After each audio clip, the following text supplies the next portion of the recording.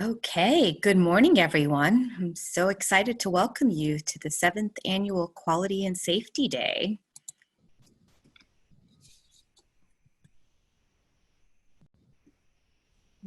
Okay, we have lined up for you what I anticipate to be an engaging agenda that features important physician leaders from across our affiliate programs who will be talking with us about quality and safety issues impacting our healthcare and social communities in these very challenging times.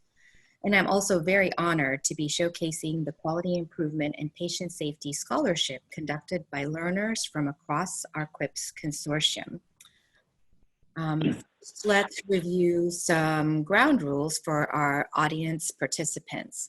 Please keep your camera off and your microphone muted to help with the quality of the virtual streaming unless you're speaking as a panelist or a presenter. And please feel free to use the Zoom chat function if you want to share a comment or you have a question. And if you need to share a private message, you can send one privately to myself or to Sari Cantrell. So founded in 2014, the QUIPS Consortium is comprised of the 6 university-based health sciences and community affiliate programs that serve the UMKC School of Medicine. The consortium is chaired by Dr. Betty Deese and is governed by representatives from across the affiliate programs and also stakeholders from the community. The mission of the consortium is to lead in the scholarship and dissemination of regional and national activities at enhancing quality improvement and patient safety initiatives. The goals of the consortium include the development of QUIPS consortia curriculum to support future clinical practice and to develop infrastructure to facilitate collaboration, communication, scholarship development, and sharing intended to improve quality and safety in the community.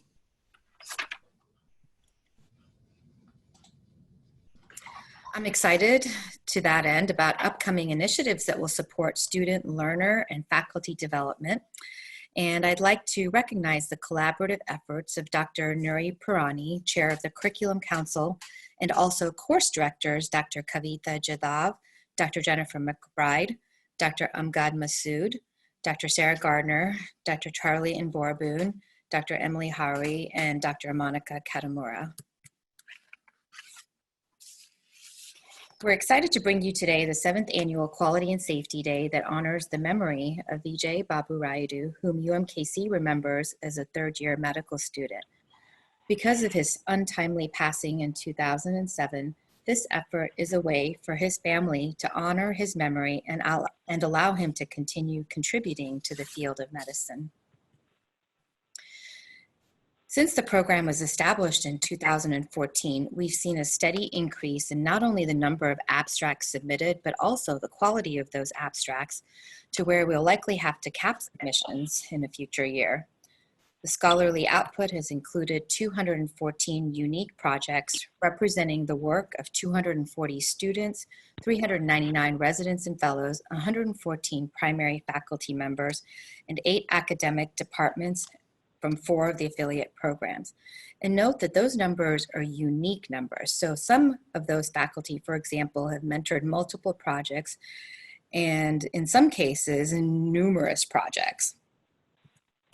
And many of these projects presented at our Quality and Patient Safety Day have shown a change in student knowledge or behavior as a result of quality improvement education, and several have demonstrated an impact on clinical practice.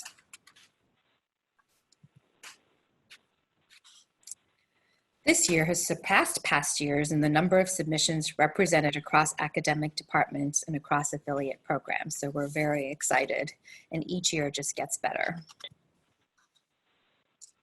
In previous years, this event has been known to be a very lively, interactive event with plenty of social and academic contact that's not possible in today's climate. But in previous years, the program has featured highly esteemed speakers and guests, some of whom were School of Medicine alum who are now making national headlines in our current times, While we had a fantastic national guest secured until several months ago, we're actually now quite excited to be focused locally here on Kansas City. With that, I'm so excited about our executive roundtable discussion today titled Innovation and Experimentation: How Will This Pandemic Change the Future of Healthcare? Our roundtable today is comprised of a physician executive representing each of the 6 affiliate programs, and most are well known to the School of Medicine. It's my great honor to introduce the moderator for this discussion, Dean Mary Ann Jackson. Dean Jackson has very recently become the first alum to serve as Dean of the School of Medicine, and also only one of 25 women across the country to serve as the Dean of a medical school. Dean Jackson is a pediatric infectious disease specialist at Children's Mercy.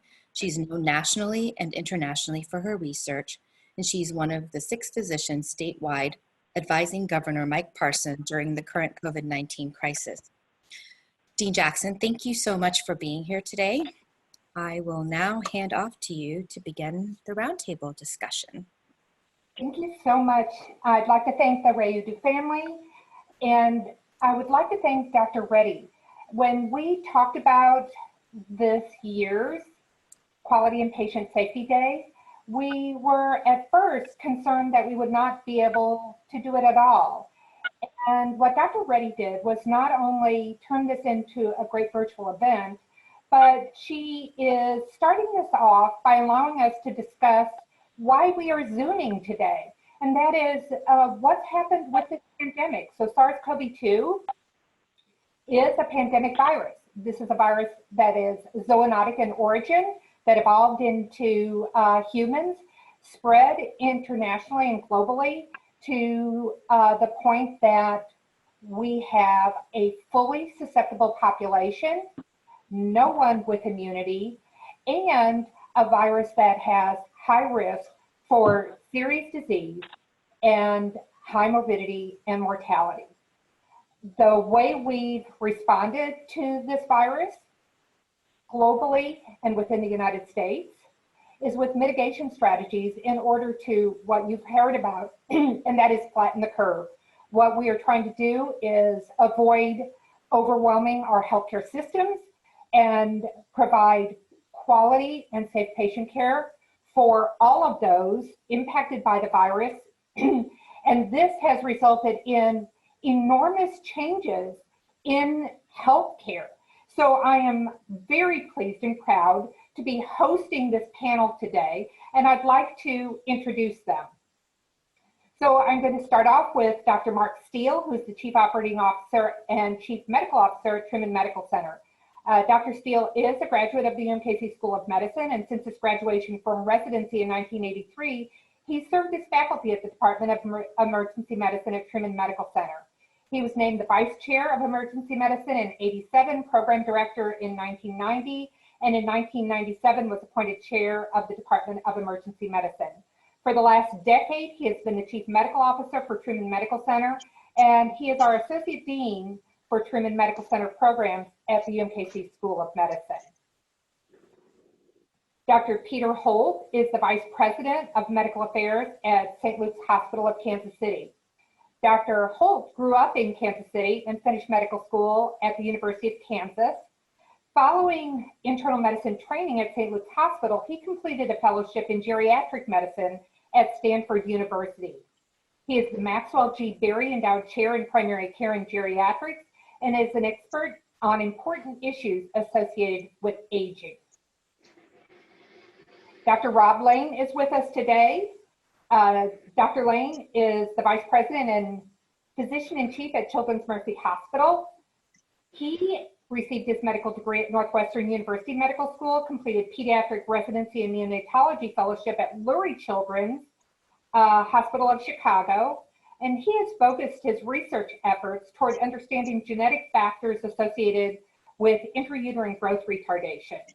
A prior neonatology perinatology fellowship director and vice chair of research and a division chief of neonatology. He is a past chair of pediatrics and director of research at the University of Wisconsin and Milwaukee Children's prior to coming to Children's Mercy Hospital, right in time to tackle this pandemic. Dr. Tim Dellenbaugh is the Assistant Medical Director of the Center for Behavioral Medicine. He is a graduate of the University of Illinois School of Medicine and completed psychiatry residency at the University of Kansas. He is an Associate Professor of Psychiatry at the UMKC School of Medicine, and he is the Psychiatry Residency Program Director at UMKC and the Assistant Medical Director at the Center for Behavioral Medicine. Next on our panel is Ahmad Batrash. Dr. Batrash joined the Kansas City VA Medical Center 2 decades ago as an internist and geriatrician for primary care. He completed medical school at Damascus Universities and residencies at UMKC in internal medicine and geriatric medicine, and he has held the role of Chief of Staff at the Kansas City Veterans Affairs Medical Center for the last 5 years. Dr. Olivia Pitts is the Chief Medical Officer at Research Medical Center. A graduate of UMKC School of Medicine, Dr. Pitts completed internal medicine residency at UMKC. She spent over a decade practicing hospital medicine, and she's been a leader of long-term care facilities and hospice facilities. Her career experience includes leading and developing physicians and supporting staff, implementing initiatives to improve patient care. And I want to make the point that in the Research Medical Center's 131-year history, Dr. Pitts is the first person of color and woman to hold the position of Chief Medical Officer. So welcome to our panel. And I'd like to start it off by asking each panelist to talk about the impact of the pandemic, not only on how we care for patients and the health and well-being of their workforce, but what impact it's had on operating margins and ability to continue to take care of all of our patients. So I'd like to start this out with Dr. Steele, please. Thank you, Dean Jackson, and thanks for having me on this panel. And obviously this has impacted us all the hospitals a great deal, as you know. And so we, and obviously as things unfolded, one of the things we did early on was to cancel all of our elective, or most of our elective surgeries and a lot of our elective clinic visits. And I think it's something that was a little bit of a surprise probably to us all is that over the last 2 months, our admissions and our ED visits have also dropped fairly dramatically. And so in terms of economic impact, there's no question that it's had an economic impact on us. And obviously serving as a safety net institution, we run a pretty thin margin regularly. And so this obviously, somewhat disproportionately impacts us. Now, thankfully, there have been some federal monies that have been allocated, and those have helped some, although the way they do the allocation for those federal monies is that the first allocation of money was based on your Medicare volume, and our Medicare volume is not particularly high. And then the second allocation of federal monies was done based on your overall net revenue. And as being a safety net institution, we get a lot of support. We get support from the city and from the county, and obviously through dish payments. And so when you look at our net revenue, our clinical net revenue, that's not very large as well. So our allocations of funding have not been nearly as great as some of the other hospitals probably have experienced. In terms of impact, obviously, to our staff and patients, early on, of course, I mean, probably the biggest challenge was you're really not knowing what was going to happen and how we were going to be impacted.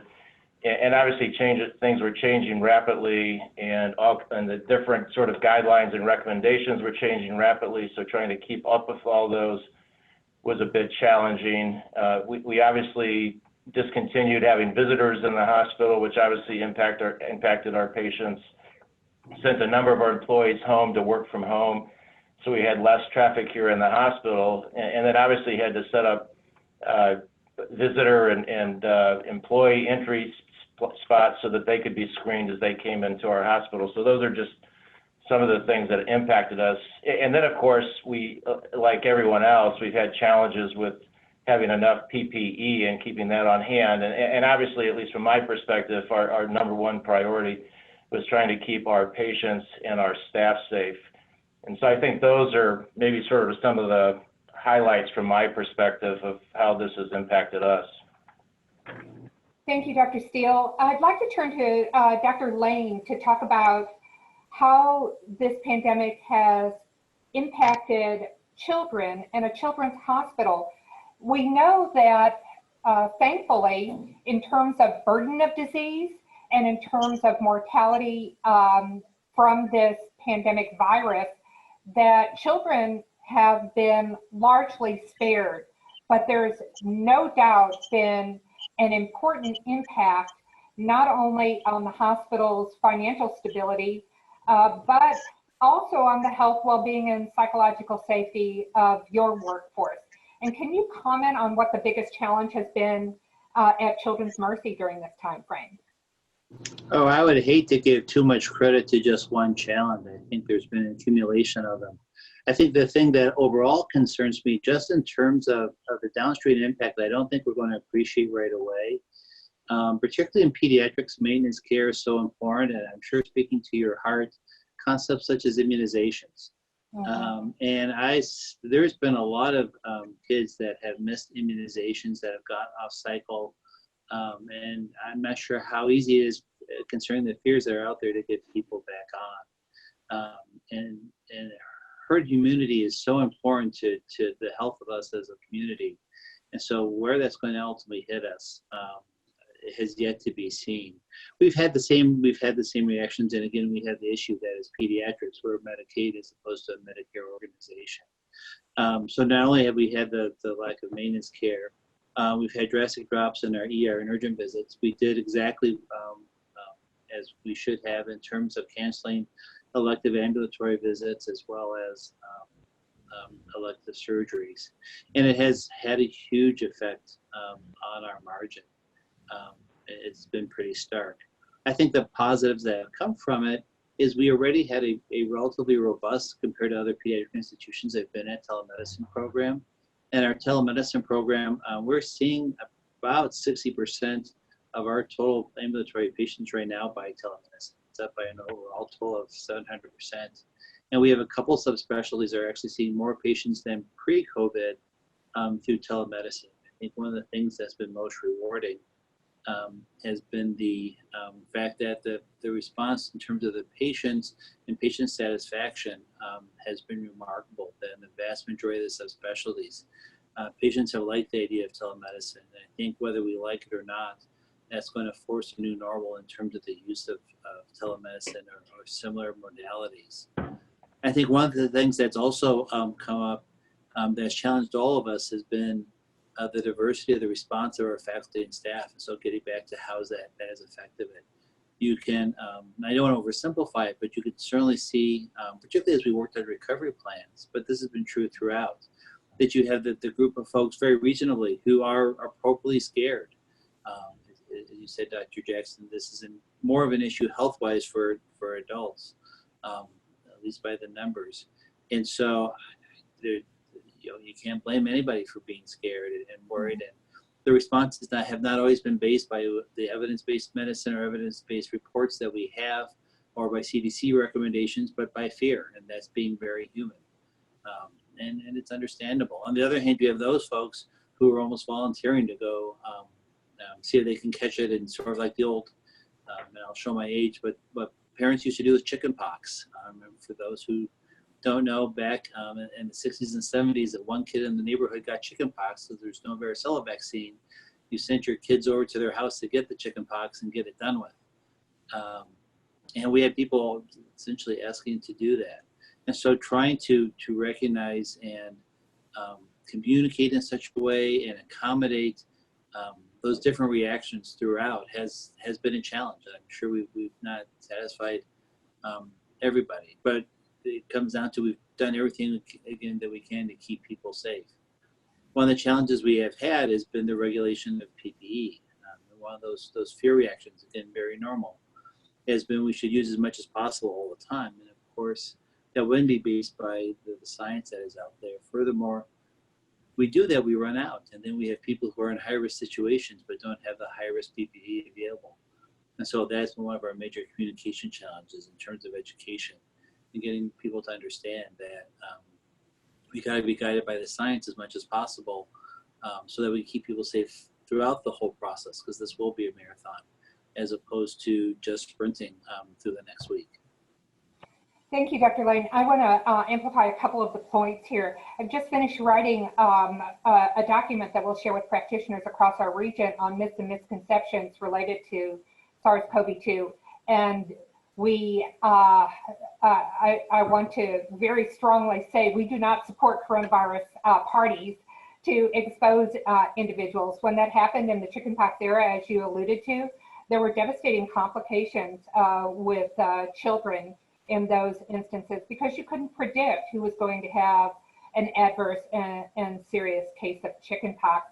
The second point that you bring up, and I wanted to just make one comment about that, is you mentioned herd immunity. And this is a virus where, like any other virus, the way we're going to end this pandemic is when a sufficient percent of the population has become infected or are protected by vaccine. The estimate is it has to be about 60% of the population. With infection alone, it will take us 5 years to have herd immunity. We desperately need a vaccine at this point, and we're hopeful that in the coming year, we have at least 12 candidate vaccines, about half are in human trials now, that will be the answer. In the meantime, I want to turn to Dr. Dellenbaugh to say that while this virus continues to require mitigation strategies, we've seen an increase in food insecurities, domestic violence, and mental health issues. Can you talk about what you've seen at the Center for Behavioral Medicine related to the impact of this virus in the types of patients that you're seeing? Well, first let me say Center for Behavioral Medicine is a state forensic mental health hospital. We treat patients who are court-ordered for restoration of competency. So within our individual facility, the fiscal and patient care issues are a little bit different. In terms of globally in psychiatry, what we know is that health stressors, economic stressors are major risk factors for depression and for suicide. And within the last few months, we have seen, you know, 1 million plus people in the country become infected with a previously unknown virus. And we have seen, what is it now, 40 million people lose their jobs over the last few months. The potential mental health consequences on a population basis are really scary to contemplate. Dr. Pitts, I saw you signed in. Can you talk about what you're seeing at Research Medical Center in terms of the impact on your workforce and on the impact with your financial stability there? Can you hear me okay? Yes, we can. Great, good morning. Good morning. Good morning, everyone. I tell you, being part of a large healthcare corporation makes it a little bit easier as far as getting data and being able to get guidance out to staff and then patients as well as other employees. Financially, we have been hit. In our market, we have 6 hospitals and our margins have decreased. Fortunately, on the administrative side, we've all been able to take a little bit of hit to continue to support our employees. We have set up pandemic pay. We really didn't have to furlough folks, so they were able to take off time if necessary, but still get paid a percentage of their income, which was very, very helpful. So we were able not only to protect them on the clinical side, but also fiscally being responsible for them as well. I tell you, when this first hit us, you know, March 13th, Friday the 13th for us, we set up an incident command immediately. We were fortunate in that our new CEO was from the Houston, the Dallas area. So they're used to dealing with disasters and hurricanes. So she brought that experience with her. So immediately set up an incident command, had all the players in the room from operations, environmental services, student nutrition, clinical services with employee health, infection prevention. We were all there to team together, set up the incident command, had an incident command phone number, as well as an email, so staff could get a hold of us in real time. They could call the incident command number or send an email out. We were all in the room together, appropriately masked and distant, but able to support each other to get the questions answered. In my career, I have never had to say, I don't know, so many times. You know, you get a question, you say, I don't know, or then we check the guidelines. We check guidelines from the CDC, guidelines from all the colleges. Some of them were matching up, some of them weren't. So we were actually making the best decisions that we could make with the information we had in that time frame that continued to change.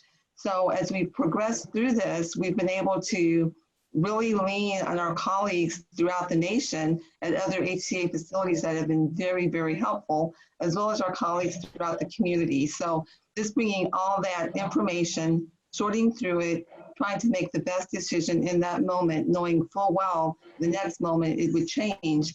At the same time, making sure that we have the trust of our staff and employees, because we were saying we don't know. We were saying it may change, and then that put doubt in folks. And so just maintaining that level of trust, the stability, the best we could to make sure that our staff and members were getting the most recent information and the most confident and vetted information. Dr. Pitts, you make a very, very good point in that we've had such a knowledge gap in this virus.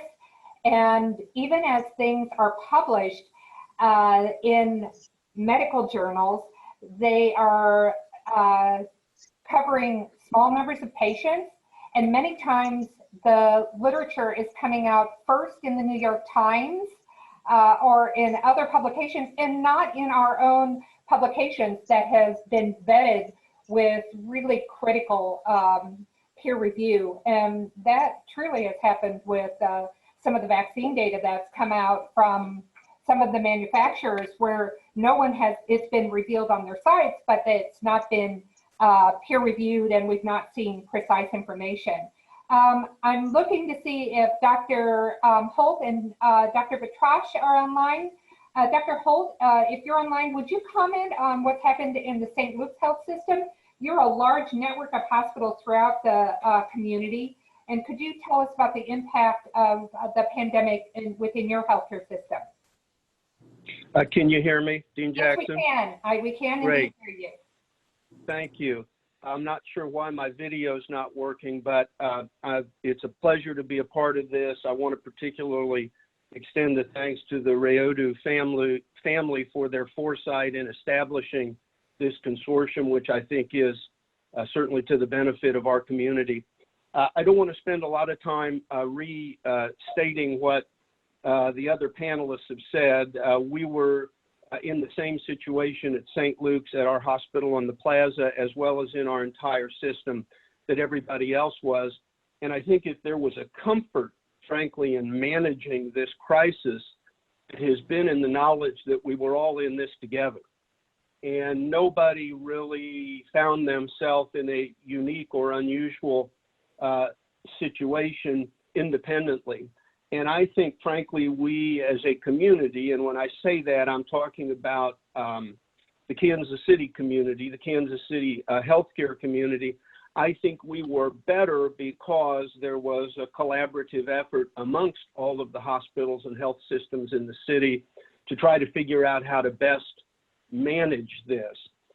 So we've been hurt financially, but as was mentioned earlier, I don't think we really know the depth and breadth of that yet. That didn't seem to matter to anybody as we prepared to battle this disease. So I think our situation was really not particularly different than anybody else's. Dr. Batrash, if you're online, could you speak to not only what's happened at the Kansas City VA Medical Center and to your patient population, But could you introduce and talk about maybe some of the innovations that have come? And then I'd like to each of our panelists to comment on community outreach and education that you've done. Dr. Batrash, are you online with us? Yes, I am.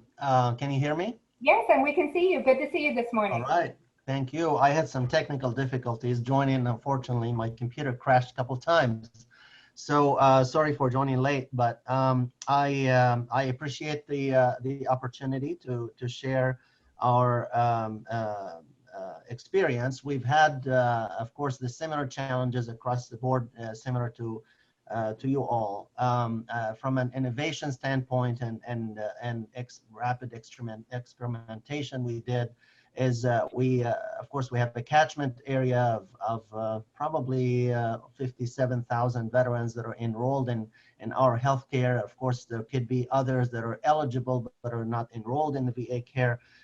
So we actually, our Associate Chief of Staff for Quality and our Chief Health Informatics Officer worked together in developing really quickly data points and looking at the vulnerable veterans. So looking at who in this pandemic, who would be most affected and how can we reach out to them proactively. And initially started by assigning calls to real live calls to people to start calling them. Of course, these were thousands of veterans, so we wanted to do it really quickly, and they came up with this very nice idea of using our robocalls system that we have for reminders, for the appointment reminders. And we established some surveys for basically just asking the questions about COVID exposure and COVID symptoms, and identifying risks for these patients. And if the answer is positive, of course, a real life follow-up timely happens, and testing and bringing them to the attention right away. So that was one of the really best practices I feel that came out of this, and I feel that it can apply for future pandemic or future problems in the future. So and can definitely be expanded.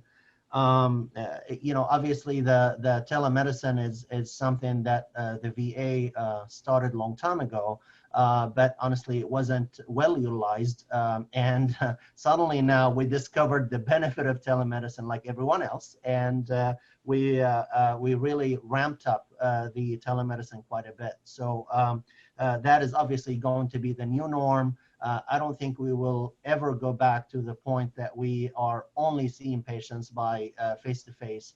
I think telemedicine is something to last and something to expand on for sure. Thanks, Dr. Batrash. Dr. Steele, can I turn back to you? In terms of this pandemic, I can tell you that as the Dean of the Medical School, where we've had to go to all online learning, we're just now getting our learners back into our clinical affiliates. We've had just a huge financial hit also at the university level. I've tried to always try to find maybe the little bits of silver lining and lessons learned. And certainly what we've learned from telemedicine is one thing. I think Truman Medical Center has done some interesting work in getting out into the community related to testing. Could you comment on that?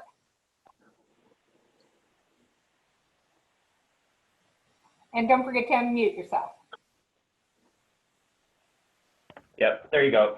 Just got myself unmuted and on the video, so success story.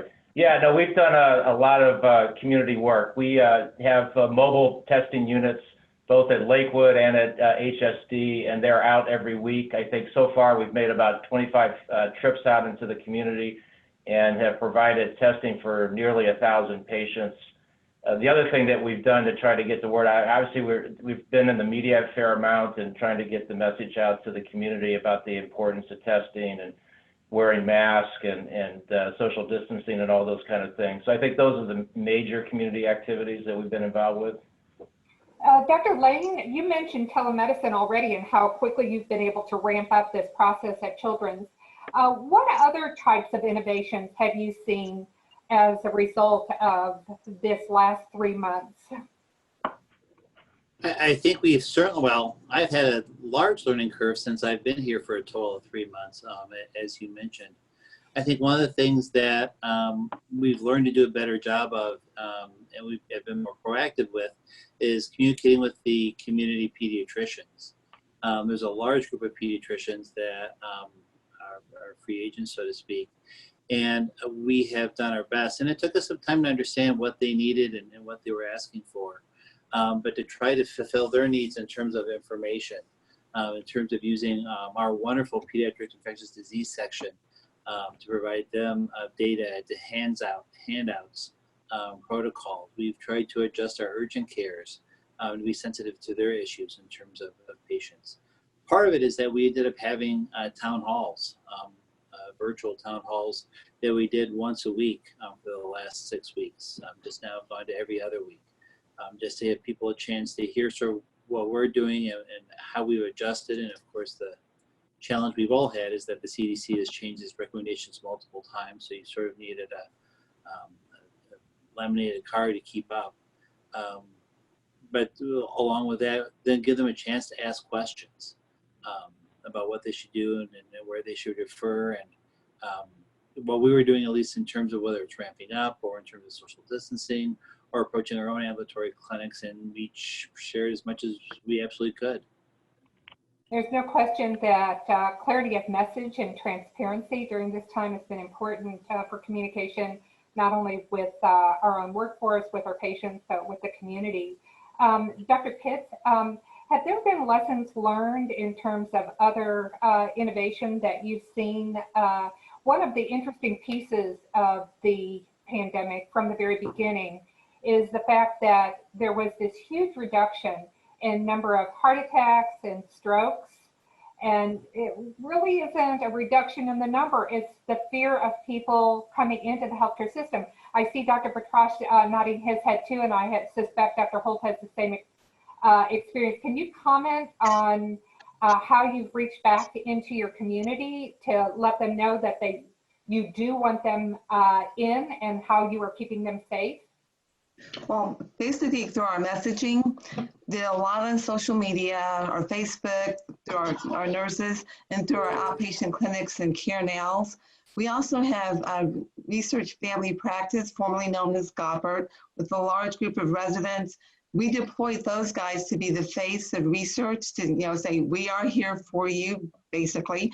A lot of patients were calling in to our PSG, which is our outpatient services, and we were encouraging them to be safe, stay home, but we are here for you. And if you need these services, please, please, please don't be afraid to come in.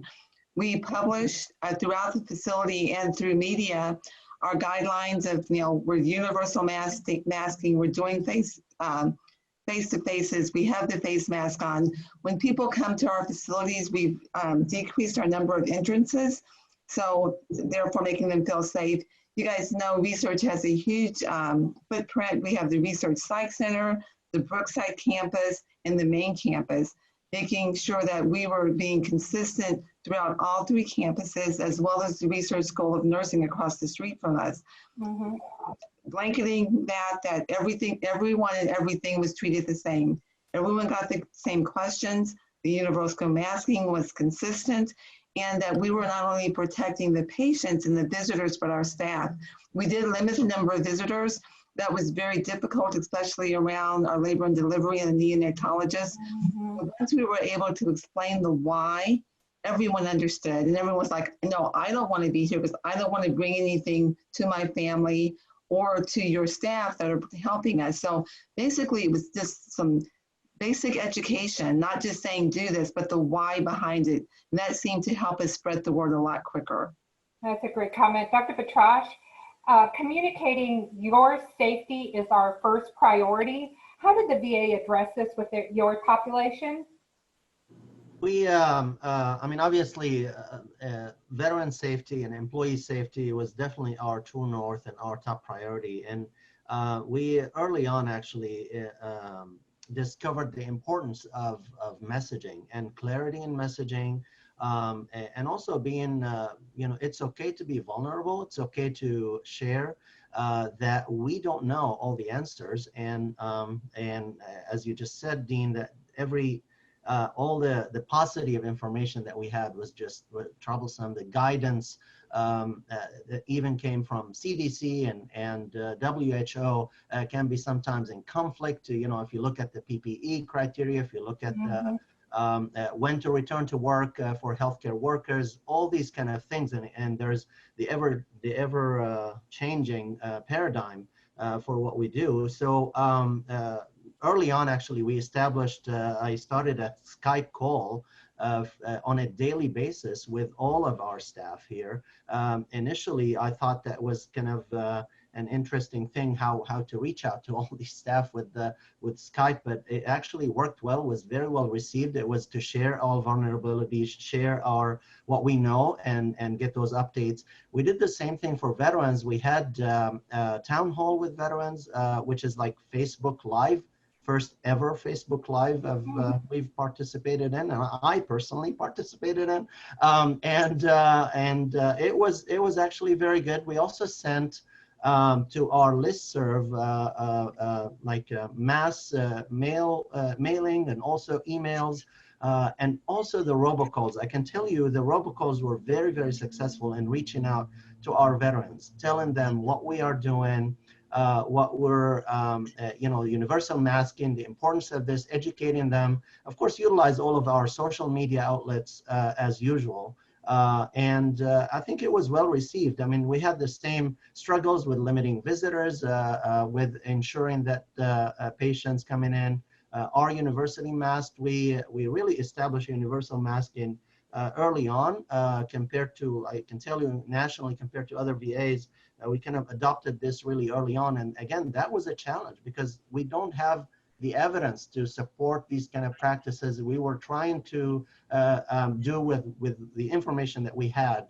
And sometimes we were right and sometimes we were wrong. But I'm glad we did this early on, and it was a great thing. Dr. Holt, at the point that we felt like we flattened the curve and your hospital was starting to reopen, can you talk about some of the innovations that you utilized to ensure that as you reopened, that you prioritized and continued to focus on patient safety and quality of care? And don't forget to unmute. Yeah, can you hear me now? Yes, we can. Thank you. Yes. I think that it would be hard to talk about the process without talking about testing. We haven't really talked much at this point about testing, and I think when we look at sort of innovations in the process as we moved forward, it was kind of an almost humorous, humorous process. There was a citywide CMOs call that was put together very early in the process around the city. And early on, there was conversation about testing, and it was, as I say, almost funny because we would talk about how people were managing testing, and the conversation was, well, we're using a proprietary national company, but it's taking 5 days to get results. And I think as many people in the community know, we then had a local company called Viracor that started testing, and about a week later, we had a citywide CMOs call, and of course, the first person, when asked, what are you doing about testing, said, well, there's good news. We were having to wait so long with the national company that we've been able to use a local company because they're going to be able to turn around tests in 24 hours. And then, of course, as you can imagine, we went right down the list of CMOs and everybody said, well, we're using the local company too. And before you know it, the local company was at 5 days to get testing results because they were overwhelmed. So I think one of the real true innovations, and this became huge as we moved through and got to flattening and got to reopening, was the ability to ramp up in-house testing with turnaround times in less than 24 hours and the widespread testing of our populations.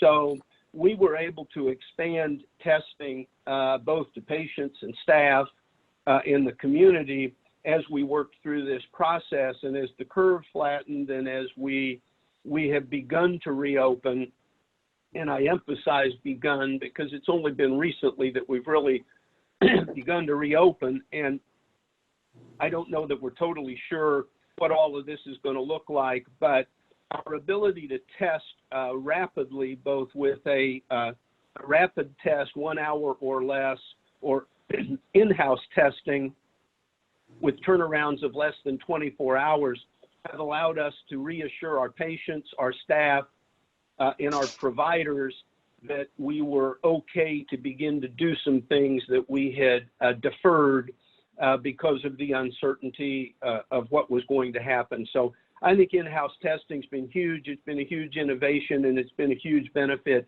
in terms of our ability to reopen as the curve has flattened. And you're testing every patient who comes into your institution at this point, is that correct?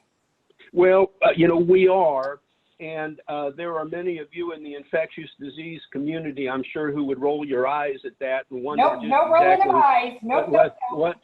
What is the real benefit of that? And again, you'd be interested to know that in our citywide CMO's call, another hospital in the city who is not represented on this current call had indicated that they were actually testing all of their staff. And I think they were the first hospital in the city to test 100% of their staff. And of course, the same question came up, what is the real value of that? And I can't hide the reality that in some regards, this was a public relations effort to really remind and encourage the community that it is okay to come to the hospital. Because as you noted, I think we all saw a year-to-year decline in heart attacks and strokes that could not really have been explained by any other factor than people were afraid to come to the hospital. And they were at home with diseases that needed to be treated, but a reluctance to want to come and treat those. And I think when we do a post-mortem on this, if that ever actually happens, depending on what the real length of time of this disease is, I think one of the things we will probably recognize is that, and I use the term oversold, I don't know that I like that term, but I've not been able to come up with a better one. We may have oversold the fear of coming to the hospital to our broader community of people who were sick, to the point that they did not come in when they had a real problem that needed to be addressed. And I think we're going to have to figure out a better way to effectively lock down, but really remain open. And that's going to be a challenge going forward. There's no question about that. Being able to respond to this virus depends on testing. It depends on contact tracing, and it depends on maintenance of social distancing. And so your risk of acquiring this virus depends on three things: proximity, activity, and duration of exposure. And it's important that every individual in our community take the social responsibility that's necessary, not only within the healthcare system, but outside of the healthcare system and within the community, in order for us to continue moving forward. Dr. Dellenbaugh, would you talk about any innovations that have happened in the psychiatry world related to the virus and how you're responding to patients? Sure. Our specific innovations for our hospital may be a little bit unique, but I think I can tie them back to some of the elements that others have been talking about. Our patients have an average length of stay of greater than 6 months, and they all come from jails which have been identified as high-risk areas for potential COVID transmission. So we want them to have a 14-day quarantine period before we integrate them with our general population. But that's hard to do because we don't have any place to put them, or we didn't, and our units are fully occupied. The biggest risk to our patients is that either new patients or our staff brings in the COVID from the outside. So what we did is we converted our gymnasium to an admission unit. We reassigned staff from a nearby unit. We admitted a wave of patients at one time so that their quarantine periods could run concurrently. We added COVID screening to the history that we collected from the jails prior to admission.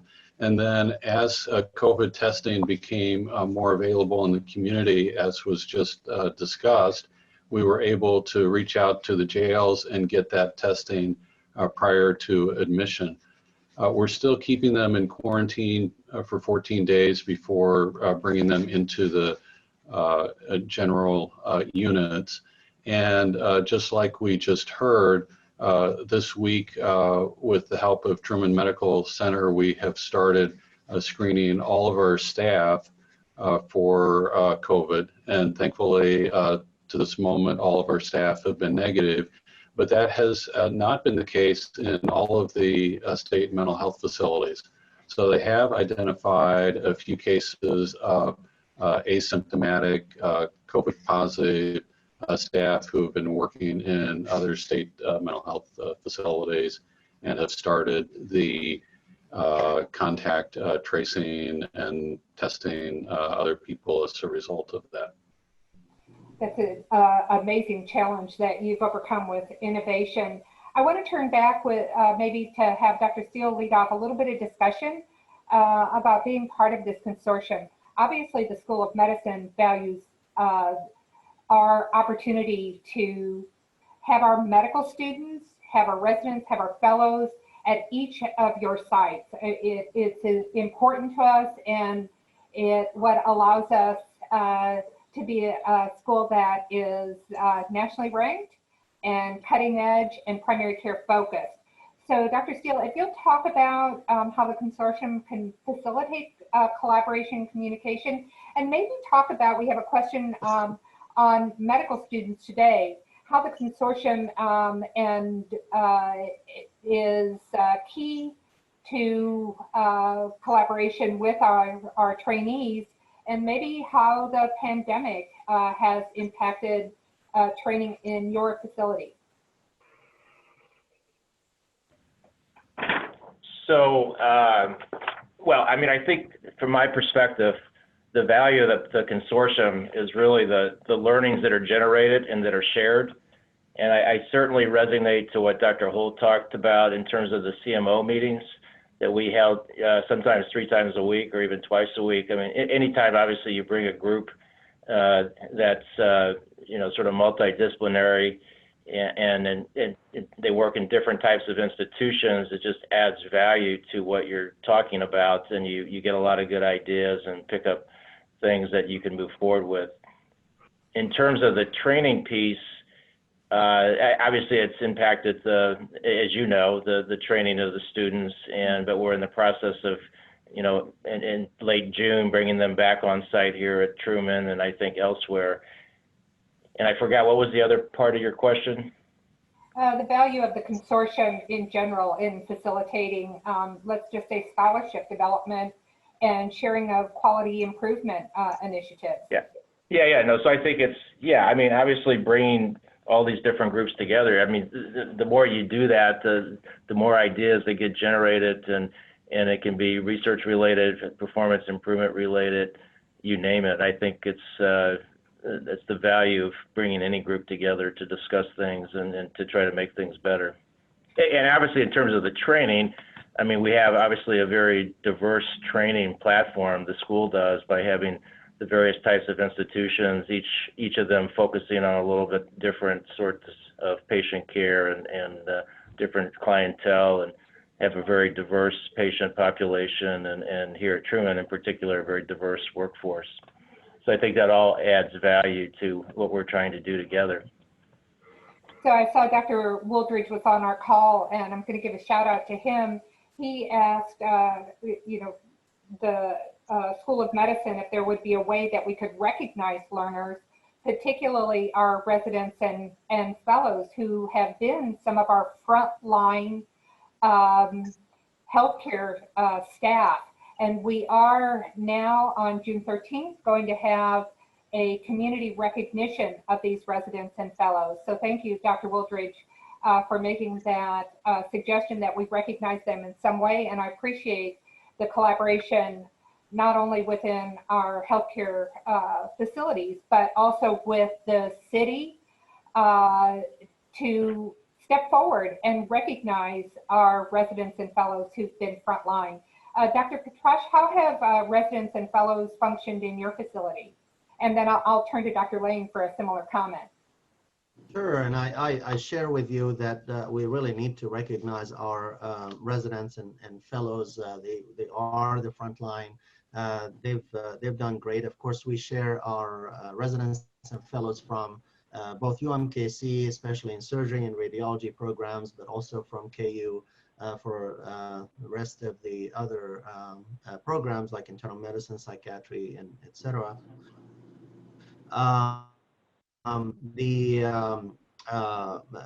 Were stopped coming, but that's I think hopefully in the post-COVID, I guess, in the recovery era, we will figure out a way of how to get the students back with us here. But as far as the residents, I mean, definitely they've been, we kind of made sure that we get our COVID patients, for example, assigned to one resident, not like a team of residents that are going to the room.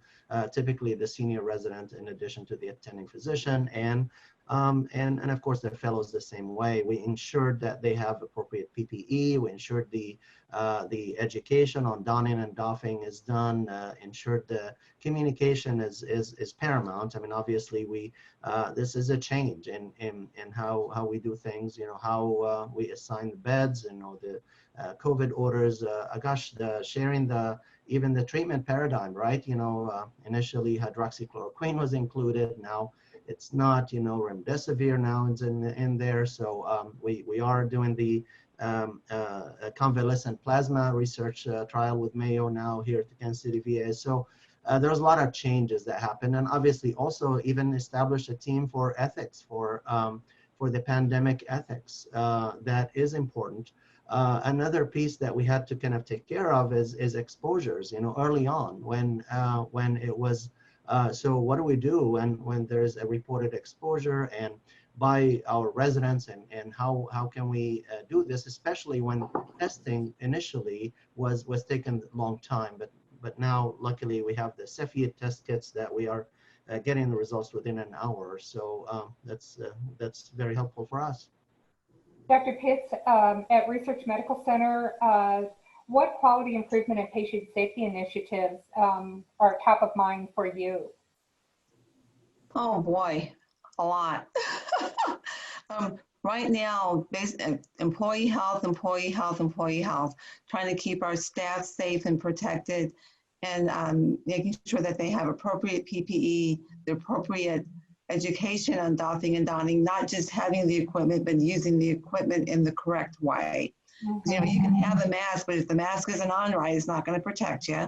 Yeah, doing fit testing, especially for our nursing staff at orientation, and throughout the year too. I don't think we can just wait and do stuff one time. We're going to have to repeat stuff, you know, 3 and 6 months, because staff changes, people move on. Keeping our residents safe and teaching them the appropriate use of PPE. We were fortunate in that we have a hospitalist service that does not have residents, and so through the peak for us, we had all the COVID patients going to the hospitalist service.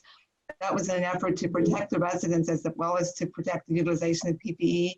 We have not opened that back up yet, but that's going to be something that we're going to have to open back up, and we will include our residents in the PI process there as well. Dr. Lane, critical shortages of PPE have plagued all of the healthcare institutions across the United States, and Children's Mercy has been very proactive in looking at how they use PPE and how they conserve PPE. Can you talk a little bit about that? That's, you know, the way, and you talked about or asked about innovations from many of the others. I think one of the things for us, though it probably shouldn't have been, has been innovation, is we've really understood or come to understand this is a three-dimensional Jenga puzzle. And so as we tried to understand what we needed to do in terms of keeping people safe, in terms of dealing with fear, we also kept in mind our PPE usage and what was available. And we have, you know, the glass half full, glass half empty issue is, as you said, we don't have a patient population that is disproportionately affected as opposed to our colleagues. We want to very much recognize this, that it isn't all about us. So when PPE was being distributed, we were at the bottom of the list, and appropriately so. But the reality of what that did for us is it also had limited what we had in terms of PPE.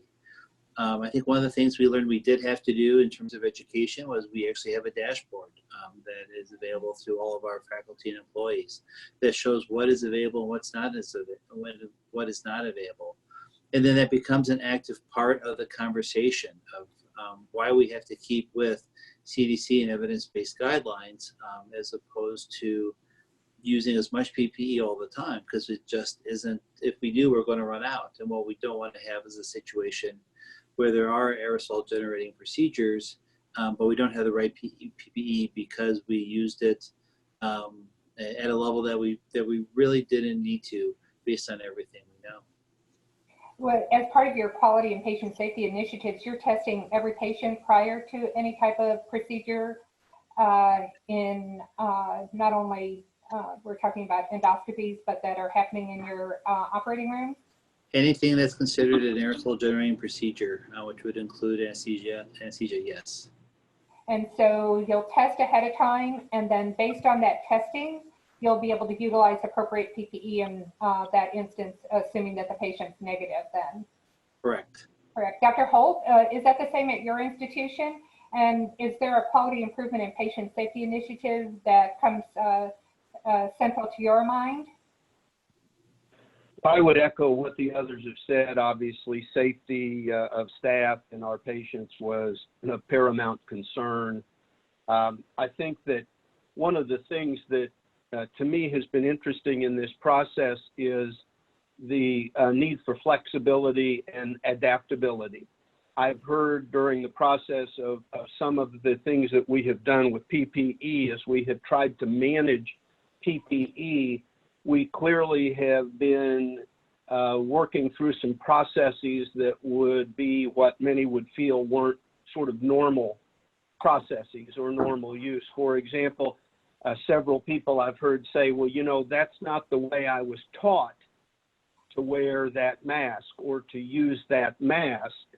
And of course, the response to that was, well, just exactly what were you taught about how to manage a pandemic like this with the virulence that it has and the morbidity and mortality? And the reality was probably none of us in medical school or nursing school were taught how to manage a pandemic like this. So we had to really adapt as we walked through this and be flexible as we worked through this. And the ability to conserve PPE and maintain safety was clearly a challenge for all of us. And to be able to encourage our staffs to sometimes step out of what they may have been taught was the sort of normal, usual way to do something and be willing to try it a different way. And I have to say that our hospital and system, as well as all of those around the city, have been extremely adaptable, extremely resilient. And I think the community should be very grateful, because as a result of that, I think we have been well prepared to manage this pandemic. And it's been rewarding to be part of that process and see it actually work.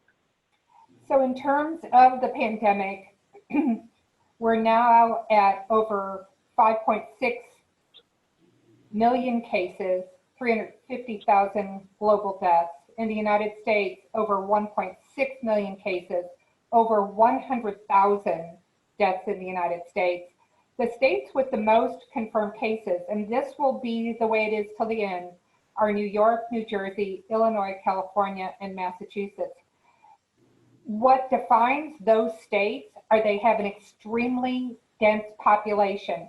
So it's not only population, but it is the number of people that exist per square mile. And in terms, if we look at cases in Missouri, we're up over now 13,000 cases. And what we see is St. Louis has been extremely hard hit, and account for about 60% of the cases in the state. One thing, you know, as I think about silver lining in Kansas City, is that we're well spread out. And I would say that having this large contingency of our healthcare network here that's spread out has allowed us to diffuse the 1,000 or so cases that have occurred in our community and allowed us to more effectively flatten the curve here. What we are going to continue to see are the microclusters that are occurring in congregate living scenarios, and particularly with senior citizens, and then certainly in industry where workers are packed together. So if you look at Missouri proper, Saline County and Buchanan County are both hot spots. In terms of caring for our seniors, Dr. Pitts, you have experience in leading facilities that have cared for these. Can you talk about the impact? And I'll also have our other geriatricians who are here speak to this too, Dr. Holt and Dr. Batrash. Well, in my pre-CMO days, I was the medical director of several SNFs. That's been 4 to 5 years ago. I can't speak to their current practices, but I know it has to be extremely difficult for them. I mean, patients are either in double rooms and sometimes triple rooms, and there's just not the ability to truly social distance the way that needs to be done without them feeling very isolated. You know, a lot of those people are in the facilities without any family. If they do have family, they may be far away. So then we're dealing with the depression and the anxiety along with the social distancing. And a lot of them have dementia. So it's the why. They don't get the why. They just know that they're being treated in their mind unjustly. So that has to be a challenge for them. I don't know how to handle it. I would assume that probably frequent visits with their staff and continuing to educate them as much as they can. Dr. Holt, last word on caring for our community. Well, I just wanted to say, in regard to the long-term care, I'm currently the medical director of a local retirement community, and Olivia is right. It has been difficult. There's been a very stringent, strict lockdown, absolutely no visitor policy with very rare exceptions. Everyone is acutely aware of the higher risks in long-term care. And of course, nobody wants to be the one that has an outbreak in their facility. So it's been a lot of education. We've done pretty stringent screening of staff every day, coming in with survey questions and temperature taking in an effort to protect our staff as well as the patients there. But that will remain, I think, a source of potential problems, and I think we're a long way from being able to lighten up the restrictions in long-term care. I'd like to thank each of these experts who represent the 6 affiliate programs that serve the UMKC School of Medicine in a collaborative effort with the consortium. I think you demonstrate collaboration, communication, safety initiatives, and the scholarship and the community sharing that's been necessary to care for not only our patients, but to care for each other. So Dr. Reddy, I will turn it back to you. Thank you again, and thank you to all of our panel participants. Outstanding. Thank you so much, Dean Jackson. Much appreciated. I know we are running just a couple minutes over time, but if the panelists have just a couple minutes, if you need to leave, obviously I understand if you need to depart, but we have just a few questions from the audience participants. If one of you would like to take these questions. We have a question from a current School of Medicine student. Do you have any advice for medical students today on how to prepare for a crisis like this that may arise again in the future? How has this pandemic affected medical training? Would anyone be able to take that one for us? Yep. Interested to hear the answers there. This is Dr. Dellenbaugh. I don't want to answer that question, but I do want to say something a little bit different. We've talked about the importance of protecting the physical welfare of our healthcare providers, But I think we also need to talk about protecting the mental health of our healthcare providers. Healthcare is the noblest of all professions and also one of the most stressful. Rates of burnout, depression, and suicide were higher in healthcare compared to most other professions, even prior to the added burden of COVID. COVID has added physical, emotional, and economic stress to healthcare providers and systems. Stigma about mental health remains one of the biggest reasons why people don't seek help, including for healthcare providers. I'm optimistic about what I've heard with the rapid advances in telehealth, and that this may make it easier for busy practitioners to receive the support and treatment when they need it. A fundamental part of patient safety is looking out for the safety and welfare of healthcare providers. I hope that COVID may be the catalyst that finally makes it acceptable to ask for help. Thank you. That's a great comment, Dr. Dellenbaugh. I know Children's Mercy has been very proactive, and one of the first things, you were one of the first institutions that I was aware of, and on the governor's calls, where I said that there was an initiative to support faculty, the mental health of the workers who were impacted by this. Do you want to say a word about what Children's has done in that respect? We've tried to do two things. The first is the obvious in terms of communication. And we learned throughout the process that we didn't have a set plan because we'd never done this before. And I think we got more progressive and better at it as time went on, including almost weekly town halls. We all had the very strange experience of being in an auditorium and presenting to an empty group of seats, which is very surreal. The second thing, and I want to give a lot of credit to our Center of Wellbeing, which is the medical director for that is Jennifer Bickle, one of our pediatric neurologists.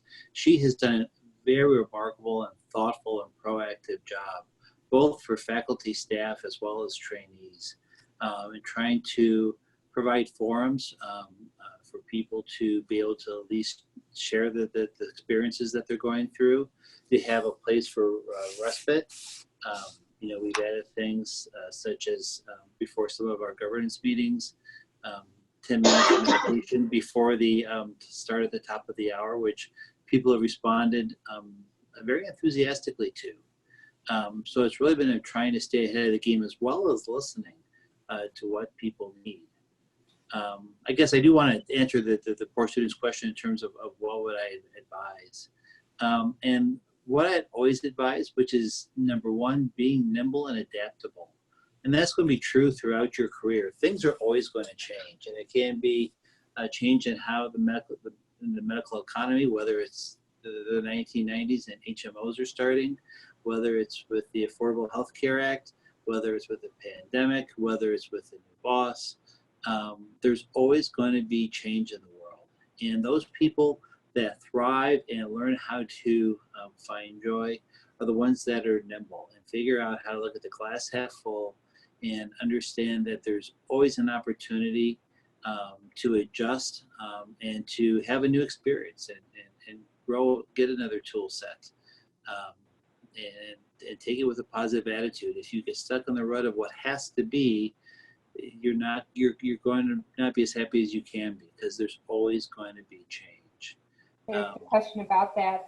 Dr. Bickles, one of our graduates of the School of Medicine, we're very proud of her. She's done an amazing job in leading the mental health efforts of the pediatric workforce at Children's Mercy. Dr. Reddy, I'll turn it back to you. And we look forward to an exciting day today and the presentations that are going to follow. All right. Thank you all so much for making time for this very valuable discussion. Thank you, Dean Jackson, for leading that for us. We're going to take a 10-minute break to do whatever folks need to do. And when we return, we'll be looking forward to hearing our top abstract presenters as oral platform presentations in this virtual forum.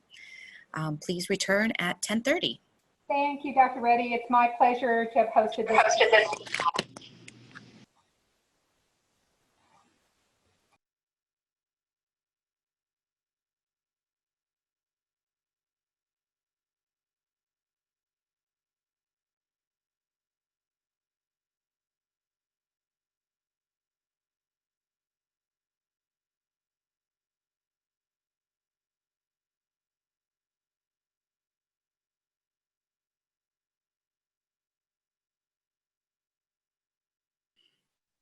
Okay, welcome back, everyone.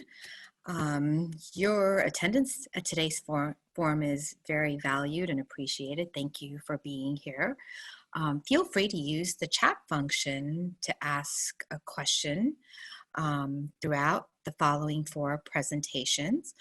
And if you want to ask a question privately, you can use the chat dropdown to message me directly. So we're getting ready to honor the top 2 abstracts selected from the student category, and then the top 2 abstracts selected from the resident and fellow category. We'll begin with the student presentations with student Dr. Tara Krishnan.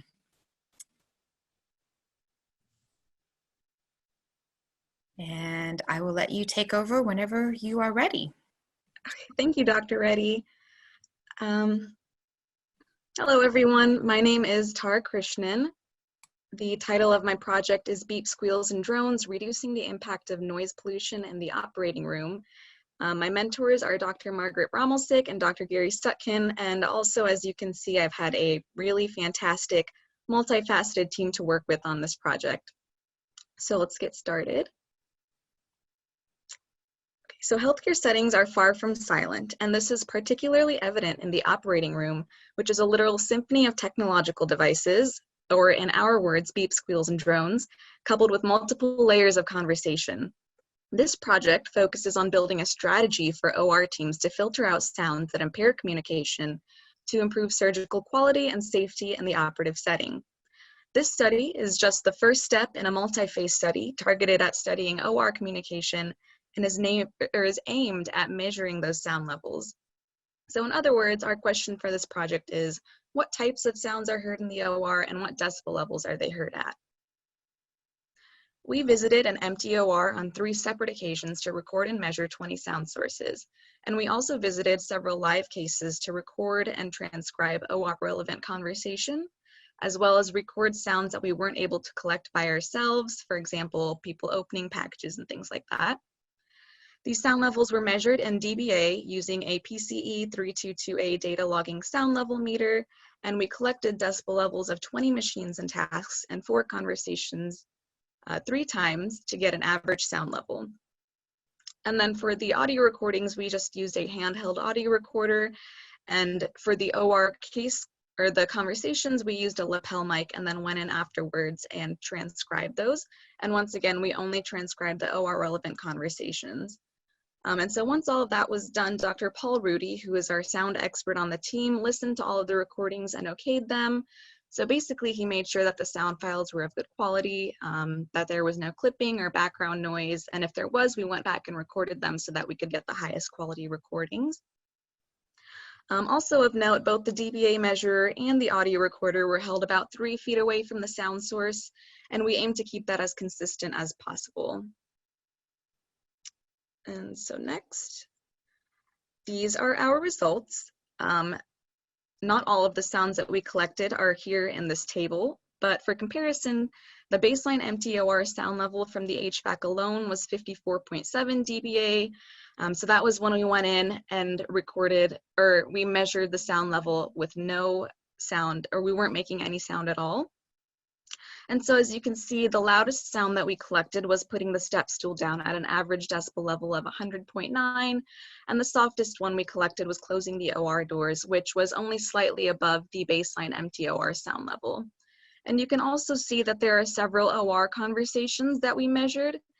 And this goes without saying that the dBA levels of conversation absolutely varies from person to person based on how loud the speaker talks. But for this study, we simply wanted to capture a ballpark estimate of how loud or quiet conversation is in the OR so that we could proceed with phases 2 and 3 of our study. So next.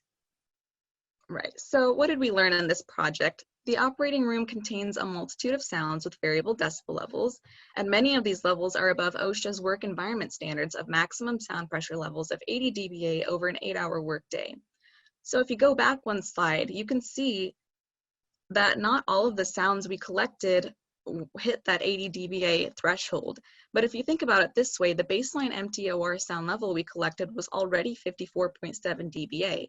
So then when you layer all of these sounds on top of it, not all at the same time, of course, but you layer those sounds plus the multiple levels of conversation that may be going on, plus sometimes we hear music being played in the OR. The implications are kind of astounding at how loud it really does get and how loud the environment is for these critical procedures that are being performed in the operating room. And so this is simply the first step, once again, of our 3-phase study, with the ultimate goals of this work including to 1, improve focus in the OR, and 2, improve communication among the surgical team in hopes of improving patient safety. And so once again, the data we have collected shows that a multitude of sounds and decibel levels are present in the OR, but this is not a new concept. We all basically knew this. However, it does provide the data necessary to begin the next phase of our project. And so in phase 2, we would like to create a simulation environment in which the individual decibel levels of various OR sounds could be altered. And basically what we mean for that is we want to be able to create a room where we can walk in, place speakers in different parts of the room, and play the audio recordings that we recorded at the decibel levels that we measured in order to create the most accurate emulation of what a real live OR sounds like without having to be anywhere near a live patient or even a hospital setting. And so then the final step is phase 3. So a previous study used a tool called the SPIN-R test, which is the speech perception and noise revised test, to evaluate a surgeon's ability to hear in the presence of background noise. And so this study investigated 15 surgeons and their ability to hear a conversation and then repeat that conversation back amidst quiet, filtered noise through a mask, background noise, both with and without music.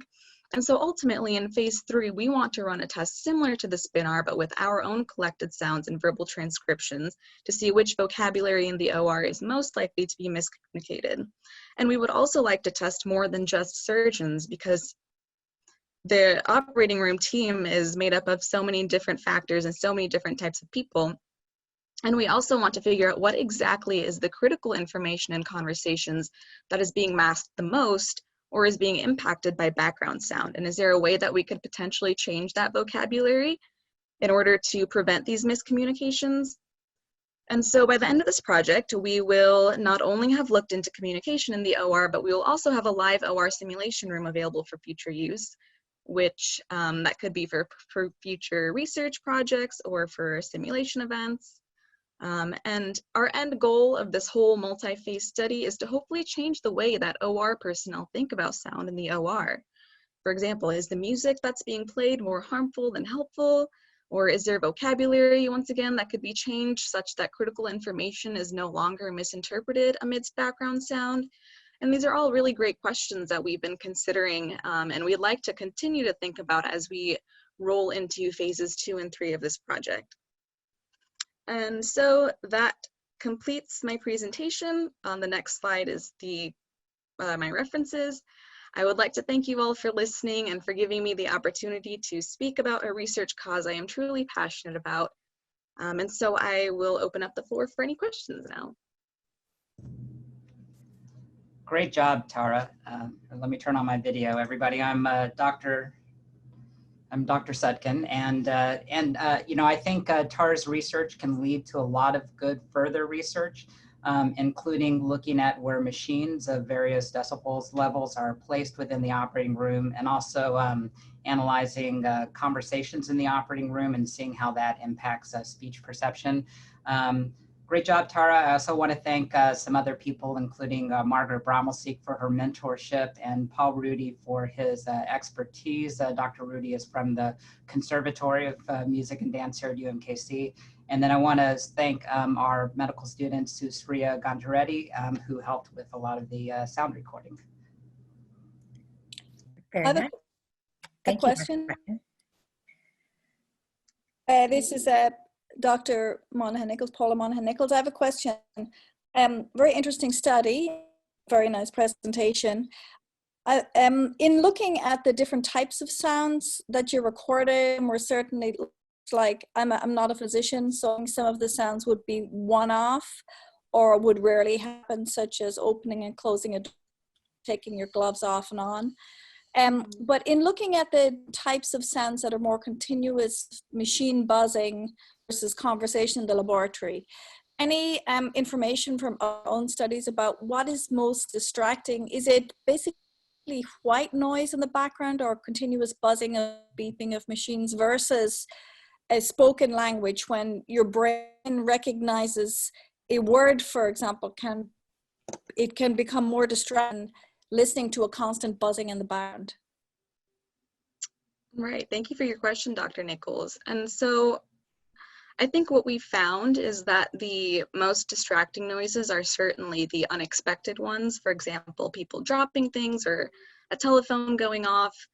But it definitely goes without saying that even the continuous background noises that are all adding to the overall decibel levels in the OR also mask the conversations that we're aiming to study.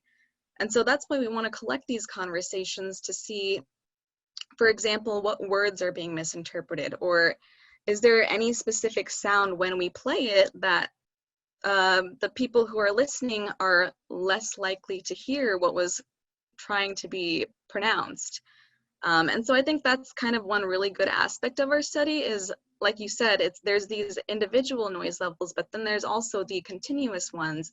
And so what we have is we have this great compilation of just a lot of different individual sound levels, including those long continuous noises, but then also the short abrupt ones. And so we can play those whenever we want to in our OR simulation to see which sounds really do impact communication the most. Very nice. Thank you, Tara. I have one more question from the virtual audience for you. Have you had any discussions about considerations for noise dampening materials within the OR suite? Noise dampening materials. Thank you for your question. So one actual dampening material that we were talking about just a couple days ago is the humans themselves, because human bodies absorb sound, and the more humans you have in the operating room, the more sound that is likely to get absorbed. And so I agree with the idea that maybe it would be a good idea to have like those things that you kind of see in auditoriums and stuff to kind of prevent echo and things like that, kind of absorb that sound. But at the same time, would we be absorbing the actual critical conversations that are being spoken as well? And so it kind of is like one of those ideas where if you absorb a lot of the background noise, you're also absorbing the critical conversations that are being heard. And so would it be more harmful than helpful to include something like that in the operating room? Most interesting. There's actually one final question in your final minute here. During your data collection, did you make any observations related to music in terms of leading to communication errors? Right. So I think we did the WAY study that we talked about that looked with the SPIN-R test. They tested the surgeons amidst background noise with music and without music. And the background noise with music was the one where these surgeons had the most difficult time interpreting communication.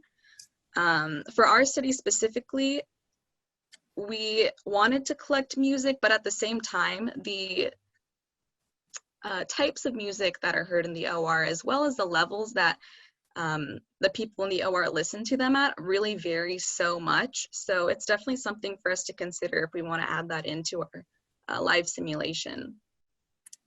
All right, very good. Thank you, Tara. Congratulations, and thanks for an outstanding presentation. Thank you, everyone, for your questions. Very good. Our next presentation is by Cynthia Liu. Are you ready? Yes, I'm ready. Very good. Take it away. Hi, everyone. So I'm Cindy. I'm a recently graduated 6th year medical student, and today I will be presenting Semantically Ambiguous Language in the Teaching Operating Room by myself, Dr. Mackenzie from the University of Kansas, and Dr. Sutkin here at UMKC. So precise language use is vital in high-risk industries, and it has been well studied in other high-risk industries such as aviation, but not as well studied in the high-risk fields of surgery. In an article cited by Bruel in 2013, she cites an example between an airline pilot and the air traffic control officer, where the air traffic control officer says, "How are things coming along?" And the pilot interprets the word "things" to refer to a light on the nose gear that required fixing. However, the air traffic control officer was referring to the word "things" to mean the sudden change in their elevation. Seconds later, the plane crashed in the Everglades, killing more than 100 passengers on board. It has been published by many that miscommunication is a common source of error in the operating room, but the specific ambiguous language leading to that miscommunication has not been as well studied. Therefore, our objective is to identify the prevalence and typology of ambiguous language in teaching surgical cases. And if we can identify language with the potential to lead to miscommunication, then we can reform the way that we communicate in the operating room and reduce errors.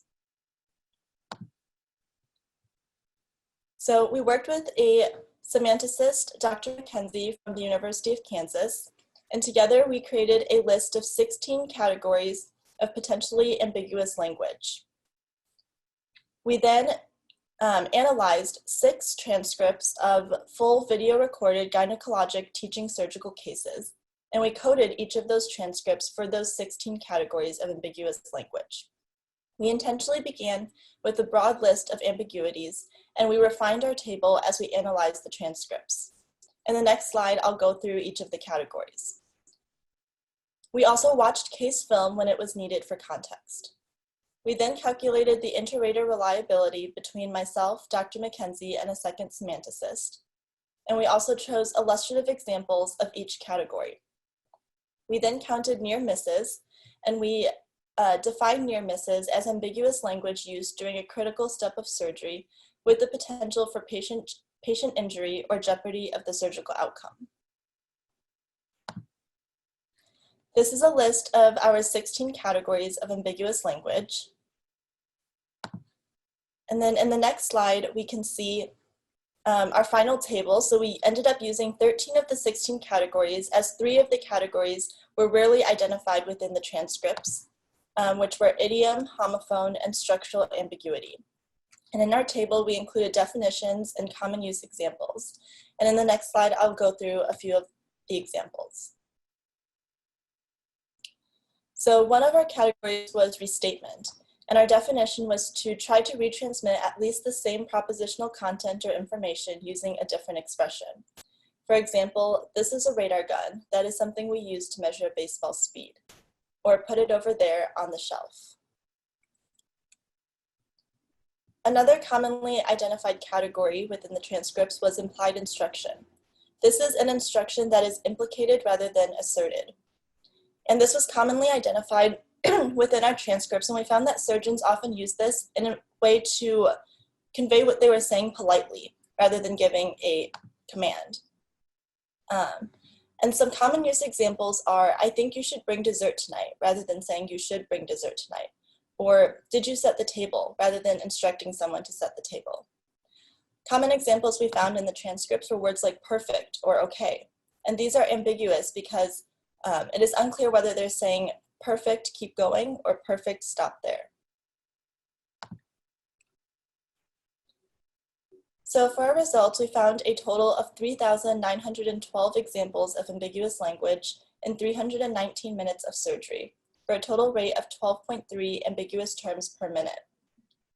The categories with the highest rate included deixis at 3.1 terms per minute, directional frame of reference, which occurred 2.6 times per minute, restatement, repetition, and reframing altogether occurred 1.4 times per minute, anaphora at 1.3 per minute, and implicit instruction at 1.3 per minute. We found a total of 131 near misses, with an average of 27.5 ambiguities per minute during those near miss passages. We calculated an inter-rater reliability of 76.3%. This is a table of our results showing the total counts for each category and their rate. And this is an example of a near miss. So in this example, the attending is instructing the resident on how to use a lane clamp, a specialized instrument, in order to stop some bleeding vessels. And here you can really see how ambiguous the language sounds. So the attending says, no, no. So what you want to do is go across, come from the back, and try to scrape the front from there. The resident says, you want me to get that peritoneum on my way back? The attending says, yep, and then try to scrape the front if you can.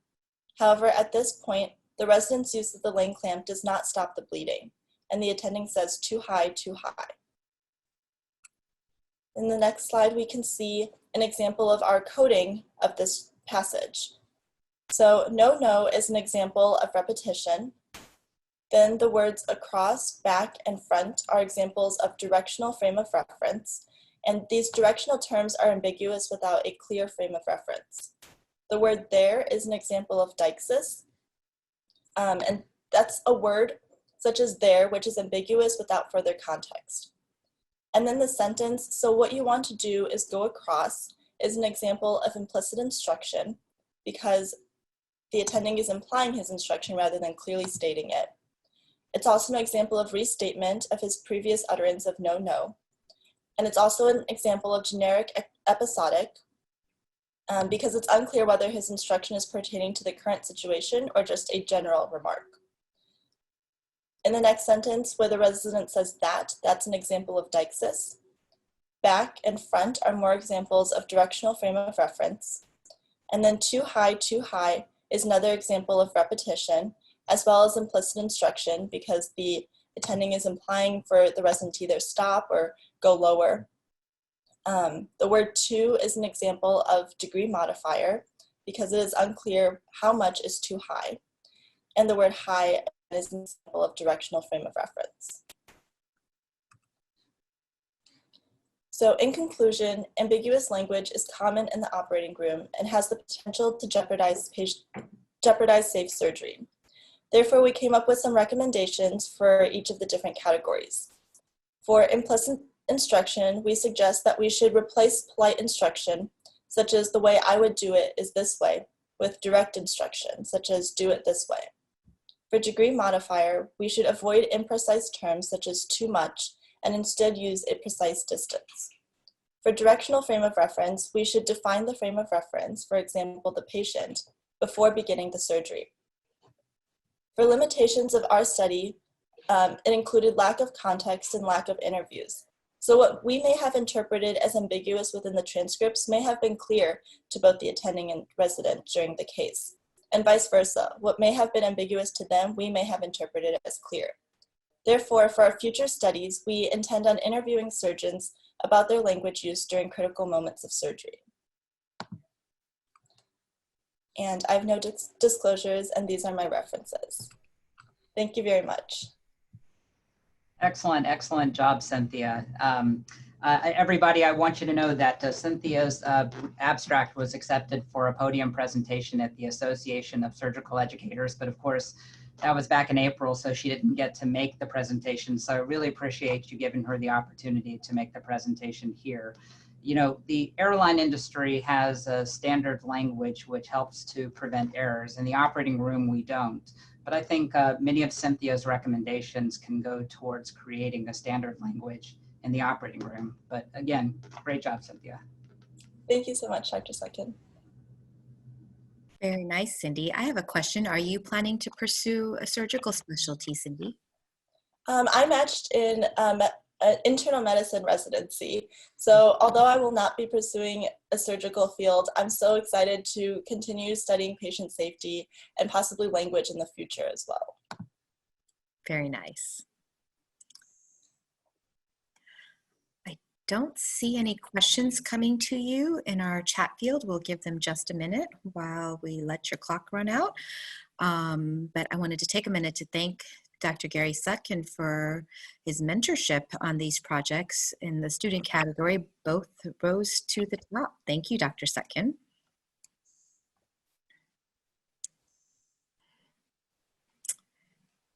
Yes, Cynthia has become an expert in semantic linguistic analysis, it seems. Cindy, there is a question coming in. Has there been any consideration of exploring this on medical rounds? Yes, so actually during my interviews, this was a topic that often came up, and even though I'm not pursuing a surgical field, it's something that I realized a lot of people are interested in, no matter which field it is. And so although I haven't done anything in the medical field regarding linguistics so far, that's something that I think a lot of people are interested in, and I would be really excited to pursue that in the future, possibly during residency. Outstanding. Very good. Congratulations, Cindy, and thank you for your outstanding presentation. Thank you so much. All right. Moving on to the resident and fellow category, we're going to have Dr. Heather Morgans present. Are you ready, Dr. Morgans? Yes, I'm ready. Hi, everybody. Thanks for letting me present on this topic for everybody. I am Heather Morgans. I'm a second-year nephrology fellow at Children's Mercy. And our project was a systemic approach to improving metabolic acidosis in patients with stage 3 through 5 CKD, or chronic kidney disease, in the nephrology clinic at Children's Mercy Hospital. And I had a lot of help with this project, so a huge thank you to Gina Gregg, Dr. Elfagali, Rachel Cisneros, and Dr. Wiedemann. They were all helping me out a lot with this project. So just a little bit of background. Pediatric chronic kidney disease is characterized by multiple metabolic derangements, including metabolic acidosis. Untreated acidosis, which is defined as a serum bicarbonate level of less than 22 millimoles per liter, is associated with bone disease, inflammation, muscle wasting, increased mortality, and CKD progression. So the CKD progression was more of a more recent finding, and that's something that we really wanted to make sure that we were preventing in our kids, so that they don't end up on dialysis or needing transplant sooner than what we could prevent. Our current KDIGO guidelines, so KDIGO is Kidney Disease Improving Global Outcomes, and it's a group that gives us a lot of recommendations and guidelines, both for adult and pediatric patients. And they recommend that they recommend sodium bicarbonate supplementation for CKD patients with serum bicarbonate levels less than 22 to maintain levels within the normal range. And then when we looked back at our nephrology division's clinical practice from the previous year, so this is 2018, we found that about 36% of patients with chronic kidney disease, stage 3 through 5, were acidotic, so they had that bicarbonate level less than 22, and only 25% of these received an intervention to address this acidosis. So then we formed our multidisciplinary team, including some nurses and physicians. We looked through a lot of the different causes and what could be causing this problem, and we made our fishbone diagram. We found a lot of different things, so both patient, provider, different problems, along with workflow and technology related. And you can go on to the next slide. The thing that really helped us to figure out the underlying reason was we looked at our baseline data from the 2018 time period. We had about 110 patients with chronic kidney disease that were seen in our clinic, CKD stage 3 through 5. And we looked through at those kids that were acidotic to see, what was the problem? Why were there not interventions being done to help improve this acidosis? And so what we found was we made a Pareto chart with all of these reasons. And the most common reason that we identified was the lack of provider recognition for mild acidosis. So a bicarbonate level between 20 and 22 seemed like those kids were more often getting missed and not having interventions done compared to the kids who had more significant acidosis, less than 20. Go on to the next slide. So based on that, our aim was to increase the percentage of interventions for acidosis in the CKD stage 3 through 5 population from 25% to 55% by the end of June of this year. And our methods, so we were generating monthly reports for our kids with CKD stage 3 through 5 and looking at those kids who had acidosis, so bicarb levels less than 22. We looked at multiple different variables. So our main outcome variable was a percentage of patients with acidosis in this group. And then our process measures were the percentage of acidosis recognition, the percentage of acidosis intervention, and the percentage of acidotic patients who were already on sodium bicarbonate supplementation. And then we used a balancing measure looking at the number of patients who were alkalotic, so those who had a bicarbonate level greater than 28 while on sodium bicarbonate supplementation.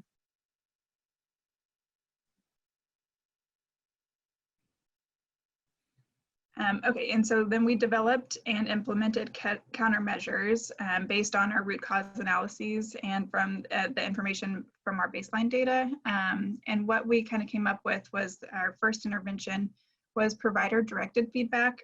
So we would get these reports every month, and the patients that had acidosis without an appropriate intervention, we would send emails to those providers just letting them know that this patient came by and we would have recommended an intervention so that they could improve their acidosis in the future. So that was our number one intervention. And then the second, we also did an educational session with the providers, just reminding them of the recommendations that bicarbonate levels stay above 22 in this patient population.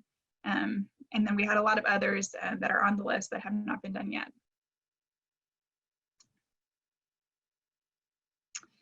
And so using the PDSA cycles, so we implemented those two measures. The first one was the provider-directed feedback with the emails each month.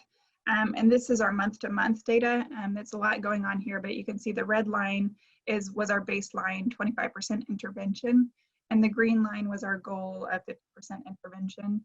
And so month to month, we looked at the recognition and the intervention and the patients on therapy. The dark purple line is the percentage of patients who had an appropriate intervention. So kind of wavered month to month, but overall was pretty good. And then the blue line at the bottom, that's the number of patients with acidosis. So if you move on to the next slide, it's our cumulative percentage. So this one has a running tally of all of these kids. And you can see with the dark purple line, our percentage, cumulative percentage of intervention really kind of skyrocketed after that provider-directed feedback and has maintained there. It's about 75% at the end of March.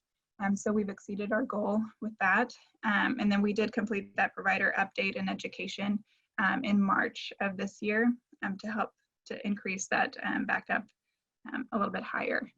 And then as you can see, so the bottom number, or the blue line, is the percent of patients with acidosis, and that overall has continued to trend down, which is great. We're just under 10%, about 9% of patients with CKD stage 3 through 5 who have acidosis. And then this is our countermeasure. So looking at the patients who are on sodium bicarbonate supplementation, we wanted to make sure that we were not over-treating these kids and causing a separate problem with alkalosis. And so we measured each month. We looked at the cumulative number of patients who had alkalosis on sodium bicarbonate supplementation. And you can see, at the beginning, 0 to 2, these numbers, it's a small graph, sorry about that. But the first line is 1 and the second line is 2. So the highest number per month of patients with acidosis was 2. And then since then it's been 0 and 1. So because the numbers were so small each month, we used the cumulative number rather than the percent. But that just shows us that as we've been improving the acidosis and increasing the amount of patients that are on sodium bicarbonate supplementation appropriately, we have not overswung the other direction and caused alkalosis. So that was a positive improvement.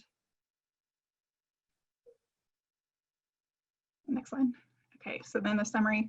So our goal of increasing interventions for acidosis to 50% was exceeded by March of this year. We're at 75% right now. And there was also a decrease in the number of acidotic patients and an increase in the provider recognition and bicarbonate treatment, with no increase in the number of patients with alkalosis. So our conclusions, utilizing provider-directed feedback along with educational sessions have effectively increased the percentage of CKD stage 3 through 5 patients who are appropriately treated for acidosis. And future cycles of this project can include countermeasures directed at improving medication adherence, improved patient education, and the improved ability for families to obtain medications and transportation to their visits. And then we've discussed monthly results being displayed on clinic huddle boards to continue and to encourage progress. So these are my references. I have no relevant disclosures. I'm open to any questions. Very nice. Thank you, Dr. Morgans. Thank you. Let's see here. So direct feedback in education is always a good place to start when it comes to providing awareness. But sometimes it can be difficult to sustain results and can be kind of time intensive when you're trying to do person to power, from that person to power standpoint, as well as into the, and it kind of falls into that lower level of reliability when it comes to interventions. What next steps or future interventions might you think about in your project for system level interventions to provide longer sustainability? Yeah, great question. And you know, with our baseline data showing that probably the provider recognition was the most common reason is why we started with the provider level education for those interventions, and it seemed to help. But I agree that that improvement tends to wane over time. So the other things that we found were a lot of these kids, especially kids that are kind of repeat offenders, so they have acidosis month after month, tends to be more because of compliance issues. So I think the next steps aiming towards patient compliance and patient understanding of why it is important to keep their bicarbonate levels in the normal range would be an appropriate next step for this project. Okay, very good. Another question coming through. Would there be any utility in monitoring urinary pH? Not that I'm aware of. Generally, most of the recommendations come on the serum levels, so the blood bicarbonate levels. pH we look at occasionally for other reasons, but not necessarily for acidosis related to CKD. And definitely as CKD worsens, you know, we run into some problems where some kids don't have very good urine output. And so I think that would vary some of those results a little bit. Okay.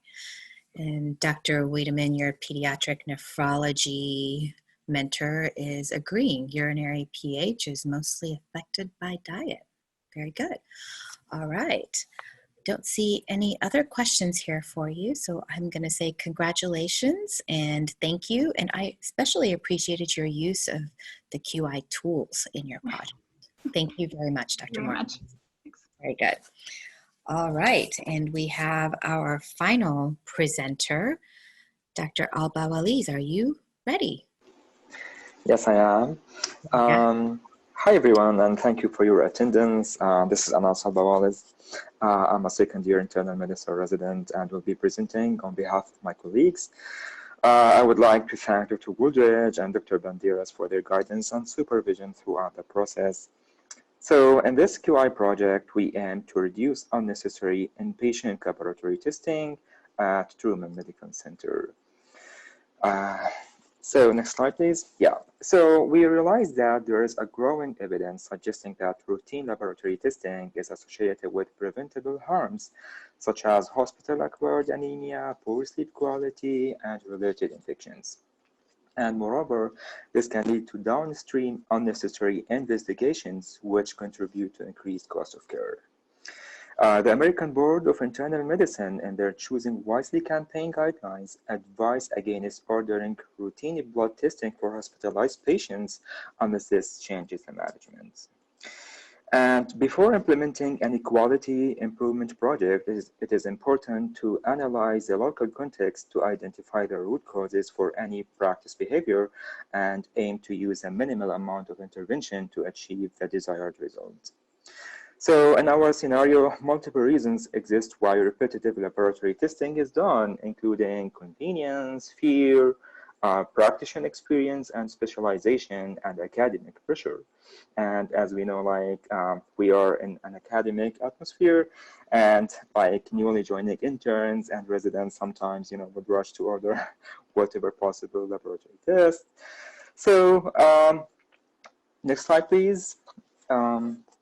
Interventions that have been studied with the aim of limiting excess phlebotomy include educational sessions, audit and feedback mechanisms, like where healthcare providers are provided by anonymized data to allow them to gauge their performance in comparison to peers. Restricting functions via EMR changes, with this proving to be most effective. And another measure that was studied was displaying the visual reminders or the pop-up screen to physicians when they are ordering blood work. But as you know, this can be associated with the pop-up fatigue.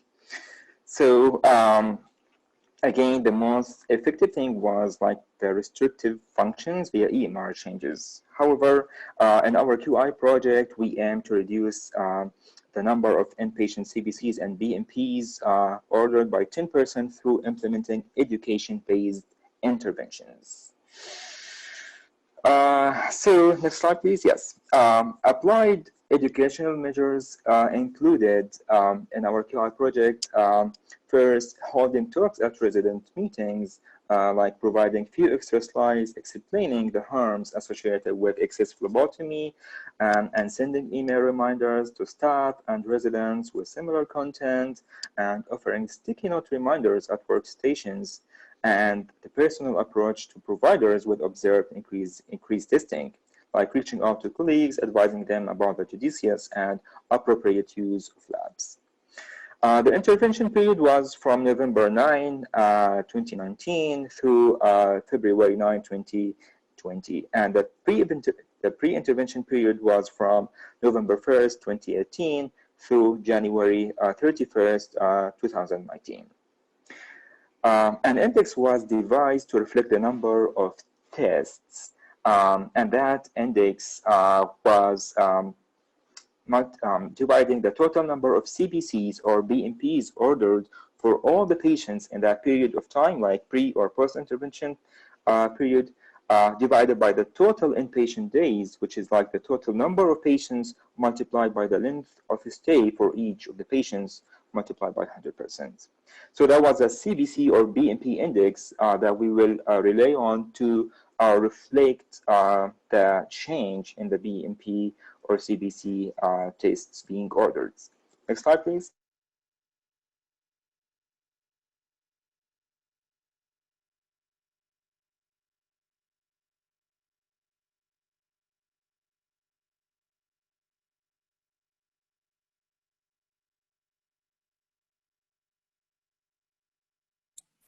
Dr. Bawaliz, are you still there?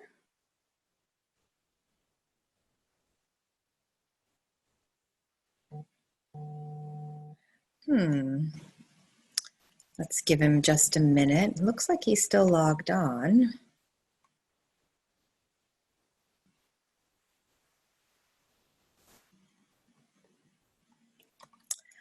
Well, we had gone so far without a glitch in our virtual world. Hey, I'm sorry, I'm back. Can you hear me? Ah, very good. Very good. Yes, we do. Okay, No I'm problem. sorry. No problem. Yeah. Results. Yep, there we go. So in the pre and post intervention periods, the total inpatient days were around 9,000, and the average of BMPs order was around like 10.7 thousand. The average number of CBCs order was like 8.7 thousand in the total 6 months period of the study. A reduction by 11.8% was achieved in the total BMPs ordered, as reflected by the BMP indices 119.7% and 107.8% in the pre and post intervention periods. And a reduction of only 8.7% was attained in the CBCs with indices of 96.6% and 87.8% respectively. So a significant reduction in BMPs was observed as compared to CBCs, perhaps owing to the baseline difference in the frequency of ordering these tests, as you can see like in this slide. So in summary, recurrent inappropriate laboratory testing is a wasteful use of healthcare resources and can cause a variety of negative downstream effects. It is important to identify the root causes for such practice behavior among healthcare providers. And our brief and simple education-based intervention was successful in achieving a remarkable reduction in both BMPs and CBC indices. And in conclusion,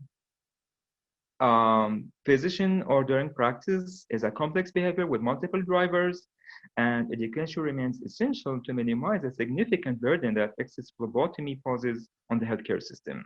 However, while seemingly effective, education has a limited role as a sole intervention given the lack of sustainable and long-term effects.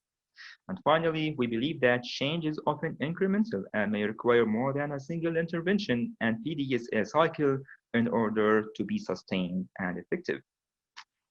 Thank you, everyone. There is no disclosure, and these are my references, and I will be happy to get any question. And I'm sorry for the interruption that happened.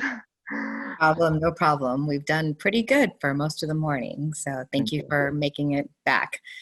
Very good. Nice job. A couple of questions for you. Sure.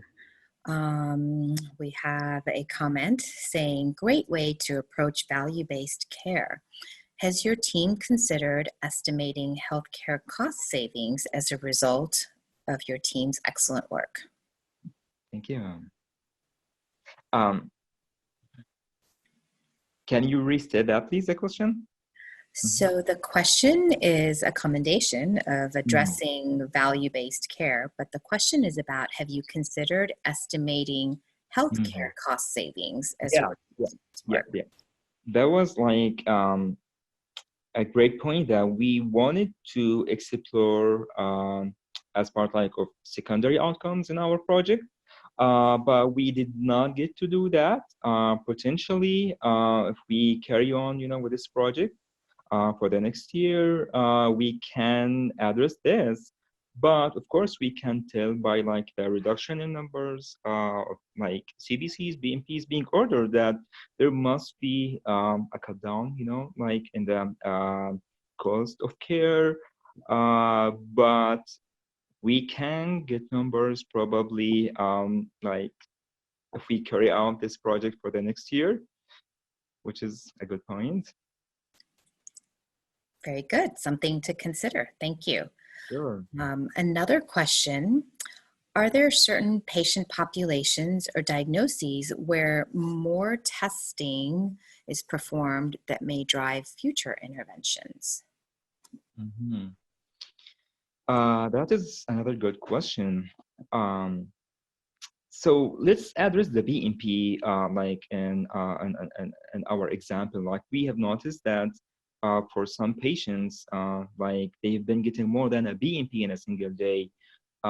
Potentially like sick patients, critically ill patients with conditions like that requires, frequent and close monitoring, such as like hyponatremia or whatever condition. These were getting like more frequent BMPs than others, or patients like with hemoglobin drop from whatever source of bleeding were getting more than usual blood testing. Probably these patients or these subsets of patients, they did actually deserve the increased testing, but for like the very parts, many of the patients were getting frequent daily testing without a justified reason. I hope this addressed this question, but we did not tackle in our QI project that like actual, I would say, causes of admissions to reflect, into different categories of frequency of testing. All right, very good. Couple of more questions. Sure. great presentation. What interventions would you suggest to make this effort generalizable on other services besides internal medicine? Mhm. Good question. So being in an academic environment and having like new interns and residents joining every year, probably like during the enrollment and recruitment project at the beginning of each year, we can introduce like few slides and discuss this like with a newly enrolled residents that, hey, we aim for judicious and appropriate use of labs. If anytime you are in doubt, you can discuss that with your supervisor, with your attending, if you have like to order labs for patients, if you don't feel that there is a compelling reason to. So probably having this as a fixed point of education during the enrollment process might be of value for all the departments, not only internal medicine, like surgery, OB, and other departments. So that is one intervention that can be done to generalize this effort. And this is just like an education, intervention, education-based intervention. So it is easy to generalize for all the departments. There's like no certain requirements that can preclude it from being generalized.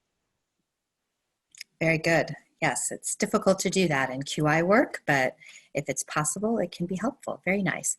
A clarification question. What patient population did you use? Was it patients only admitted to the internal medicine teaching service? That is correct. Okay. And finally, were your interventions sequential? And what resulted in the greatest change? Another important question. So it was sequential and gradual intervention. So we did start by like sticky notes, and then we introduced like the resident talks, and we kept carrying, these interventions, and then we sent email reminders, and we address persons or we address colleagues in person at one point. So these were sequential and gradual. We can probably carry on like a subgroup analysis in our next PDSA cycle, but at this point we did not analyze this, by the intervention type. Very good. Okay. I think that wraps up your Q&A time. Thank you very much, Dr. Bawalis, and congratulations. My pleasure. Thank you so much. All right. Okay, well, that wraps up our oral presentation session, but please try to stick around for another 15 minutes or so while we recognize our poster showcase. We want to recognize not only these 4 abstracts that were submitted that rose to the top as oral presentations, but we wanted an opportunity to recognize the hard work that's gone into all these projects, and that's what we're going to do here in the next few minutes. Oh, no. So in another time long ago, we would have been presenting the scholarly work of our learner community in the hallways of the 4th and 5th floors of the medical school building. But despite the challenges of the times, we still wanted to provide this opportunity to showcase and recognize the hard work and outstanding outputs of our students, residents, and fellows who have rallied to overcome these unusual circumstances. So in lieu of printing life-size posters to stand next to while reviewers and judges strolled by their posters, we instead asked each project team to record an audio clip of their poster presentation and to submit this with a slide of their poster. And we helped them create a video that would be posted on the Quality and Safety Day website. We're about 95% complete with that, and we'll show you a little bit about that. We've had a lot of support from some very valued individuals at the School of Medicine to make this possible. As we reviewed these presentations earlier this week, I was overjoyed to make several observations that I'd like to share with you on these next several slides. Of the 49 projects that we reviewed, 21 student projects and 2 resident and fellow projects focused on surfacing important gaps.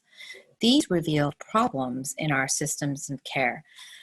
By reviewing hospital records to assess lapses in best practices, such as with insulin pumps, assessing cancer risk, understanding psychosocial factors impacting transgender care, assessing malnutrition and hepatitis C and HIV co-infected patients, predicting C. difficile reinfection rates, drug screening in surgical patients, postpartum diabetes screening in patients with a history of gestational diabetes, diabetes monitoring assessment at the Sojourners Clinic, which is the school's student-run free clinic.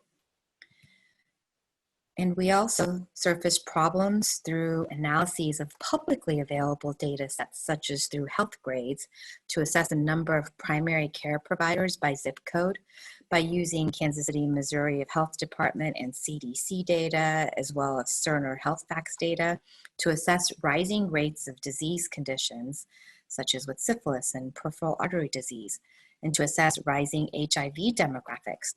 One analysis used an interactive map from the Kansas City Business Journal to correlate median income and life expectancy. Some projects surfaced gaps through surveys to assess current best practices and patient satisfaction, also at the school's student-run free clinic. Another used a national survey to understand how the strains of an epidemic may impact roles. This survey had an 89% response rate on a national survey. One survey assessed how pertinent medical information is shared among local hospital organizations. Another project used surveys and filming to assess nonverbal patterns of communication in the operating room. One included interviews to understand the impact of silent discourse on surgical team action. Other gaps in our health system were surveyed and surfaced through cognitive task analysis during general anesthesia induction, a study of bacterial contamination of physician white coats, and a microbial experiment of nosocomial infections. While surfacing gaps in our care systems is important, let's talk about the evidence we have to support reducing unnecessary utilization.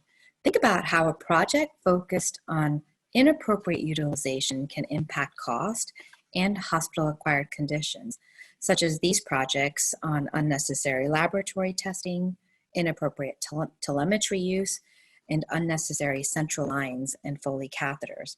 And I was so impressed to learn that one of these projects is a student-led project. Now let's talk about the noble work of improving outcomes. By closing gaps in established and known best practices, forget about new best practices or new science, we have here projects that improved vaccination rates, improved thromboprophylaxis in inflammatory bowel disease patients, standardized fertility preservation discussions amongst pediatric cancer patients simply with structured provider education, reduced heart failure readmission rates, improved hand hygiene compliance rates, increased imaging orders by the emergency department to improve timely identification of large vessel strokes, simply with structured provider education. And I want to highlight here a student-led project on improving HIV testing and adherence in the homeless and uninsured population of the Kansas City area. Very difficult to do at the student level, but in this clinical setting where they're seeing patients in an actual clinical setting. Very impressed. And finally, I'm so thrilled to be able to highlight one of the most critical observations we made around a group of projects related to reducing work burden and improving workflow. These are projects related to the everyday pains of everyday practice that everyone in this business knows very well. These are projects related to improving documentation in the electronic medical record, such as using evidence-based practices to improve documentation accuracy, improving discharge communication in the electronic medical record, improving inter-team communication in the EMR during handoffs, creating templates to improve EMR efficiency in writing daily progress notes and to reduce discharge documentation time in the emergency department. These are all projects that reduce time spent in the EMR. No one wants to spend more time in the EMR, I can assure you of that. And there's also here a project about reducing incorrect after-hours pages. Talk about work burden. These are all projects that create more time at the bedside and reduce time spent on wasteful activities and distractions that keep us away from the work of directly caring for patients. Who doesn't want more time with patients? The reason we went into this business. But finally, on this page, we have projects that actually improved how patients flow through the system by creating interim admission orders to improve emergency department throughput and by reducing length of stay in the progressive care unit. These projects were created from problems surfaced in the everyday workplace. Like pebbles in your shoe, either just remove it so it doesn't bother you tomorrow, or stop to ask why and think about applying the scientific method to fix it so it doesn't impact the system day after day after day. These are the projects that make me so very proud. This is why we're here today. This is why quality improvement and patient safety as a scientific application is so important to the world of academic scholarship. This is a methodology through which we design experiments and learn and fix the systems of care that science and technology strive to support. So I commend all of you who participated in this year's abstract submission process, and thank you for all that you've done to support quality healthcare and patient safety. Now I'm going to hand it off to Sari to show you how each of you can access the poster presentation recordings online. Sari. Hi, can you guys hear me? Yes. Okay, hi, this is Sari Cantrell. So what I wanted to share with you today is that due to the COVID-19 crisis, as Dr. Reddy mentioned, we were not able to include the in-person poster judging that took place in years past. So this year, we are highlighting all the submissions in a virtual poster showcase on the Quality and Patient Safety Day website. And so I am here just simply to show you all how to get there. So really quickly, you will just navigate to the page, scroll to the section with the poster presentations, click on the one that you'd like to view, and then view it. So let me walk you through those steps really quickly.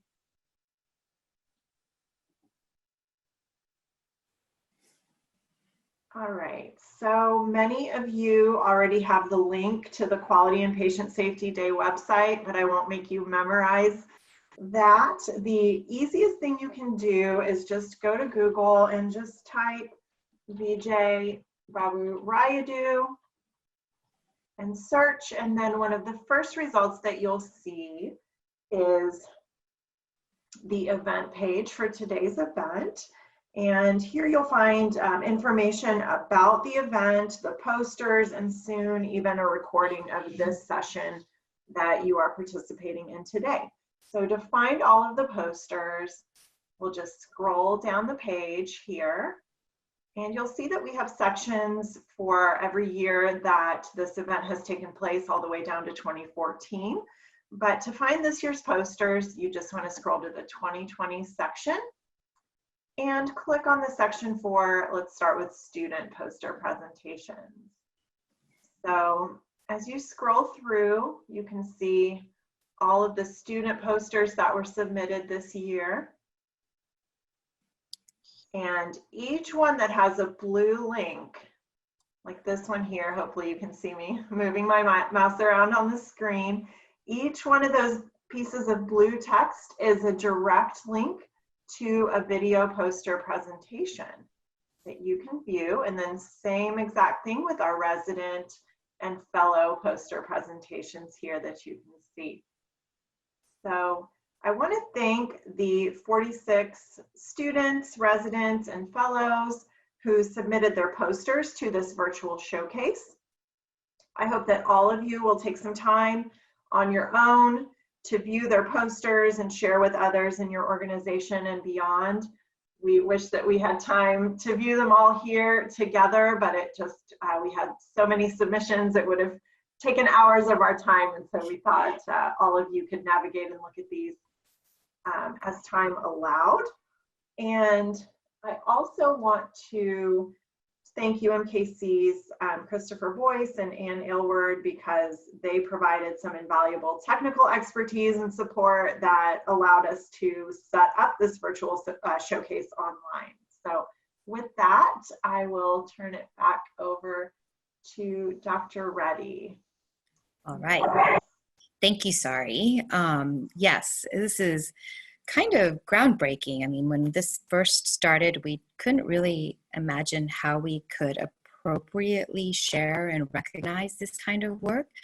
And even as we were proposing it, I wasn't quite sure this could actually come to fruition. So a lot of people did some amazing work to make this possible, and especially to the students, residents, and fellows who delivered on their commitment to their projects to actually be able to share. So thank you to everyone who made this possible. I'm so very proud of how this all turned out. So let's see. All right, so congratulations again to the top 2 student abstract oral presenters and the top 2 resident and fellow oral abstract presenters. And here I want to show you how authors can publicly share their work to be recognized for their commitment to healthcare quality and patient safety. You can find an APA format or an MLA format for citing your work. Here's a format using an example from the AMA format that you can cite your oral presentation or your poster presentation, and an example using our last presenter as a template. And we'll send this out by email, and you can also find this recording on the website next week.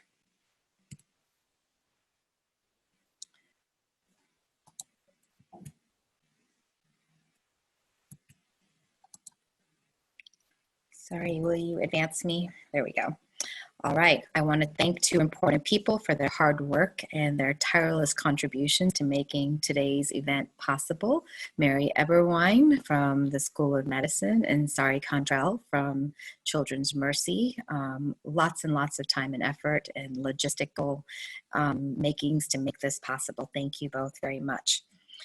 And as we wrap up, I'd like to ask Dr. Dries to offer some closing comments. Dr. Dries was the Dean of the School of Medicine for 13 years, and she is my role model and a valued mentor and a driving force behind the success of this program. Dr. Dries. Thank you, Dr. Reddy, and I want to congratulate Dr. Reddy. She is now the Rayudu Endowed Chair for Patient Safety, and I think she's done a tremendous job in her first year in that role, and a lot of her commitment is how we were able to have a successful conference today, even though we had to have it virtually instead of in person.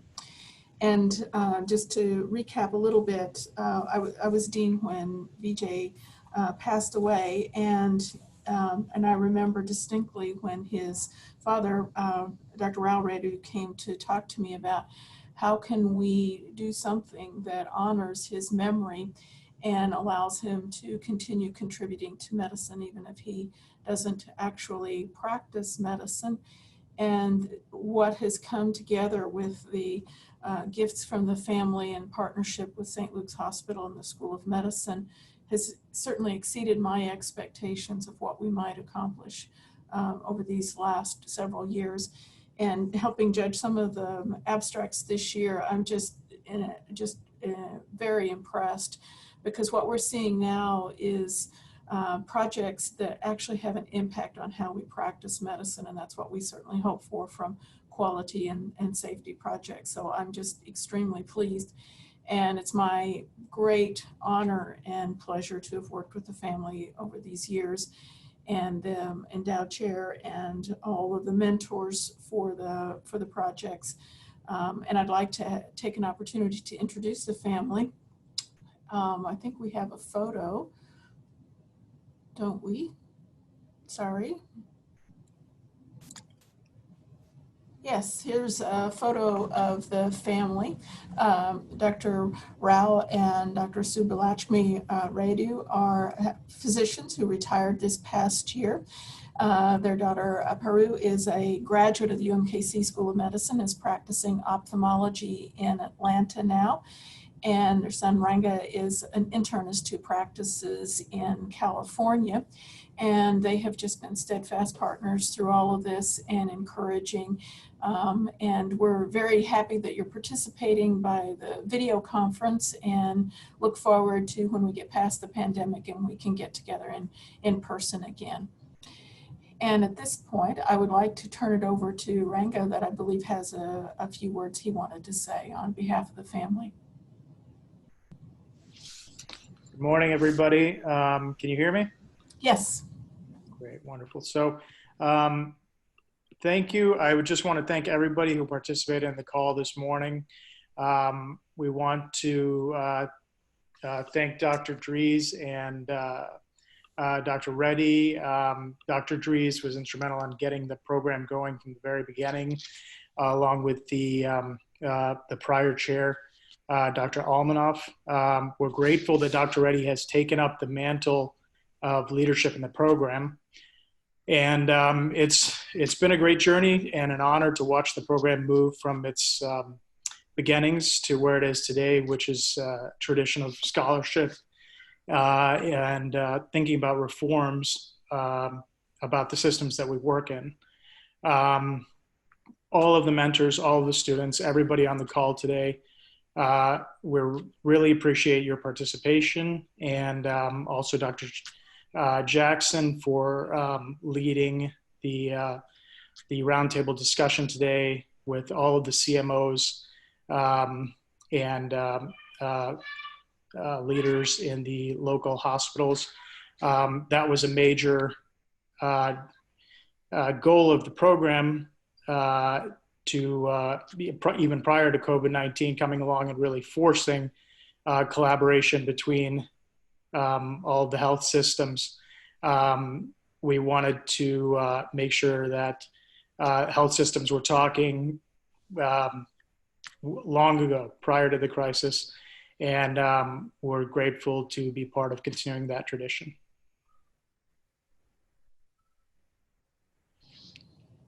All right.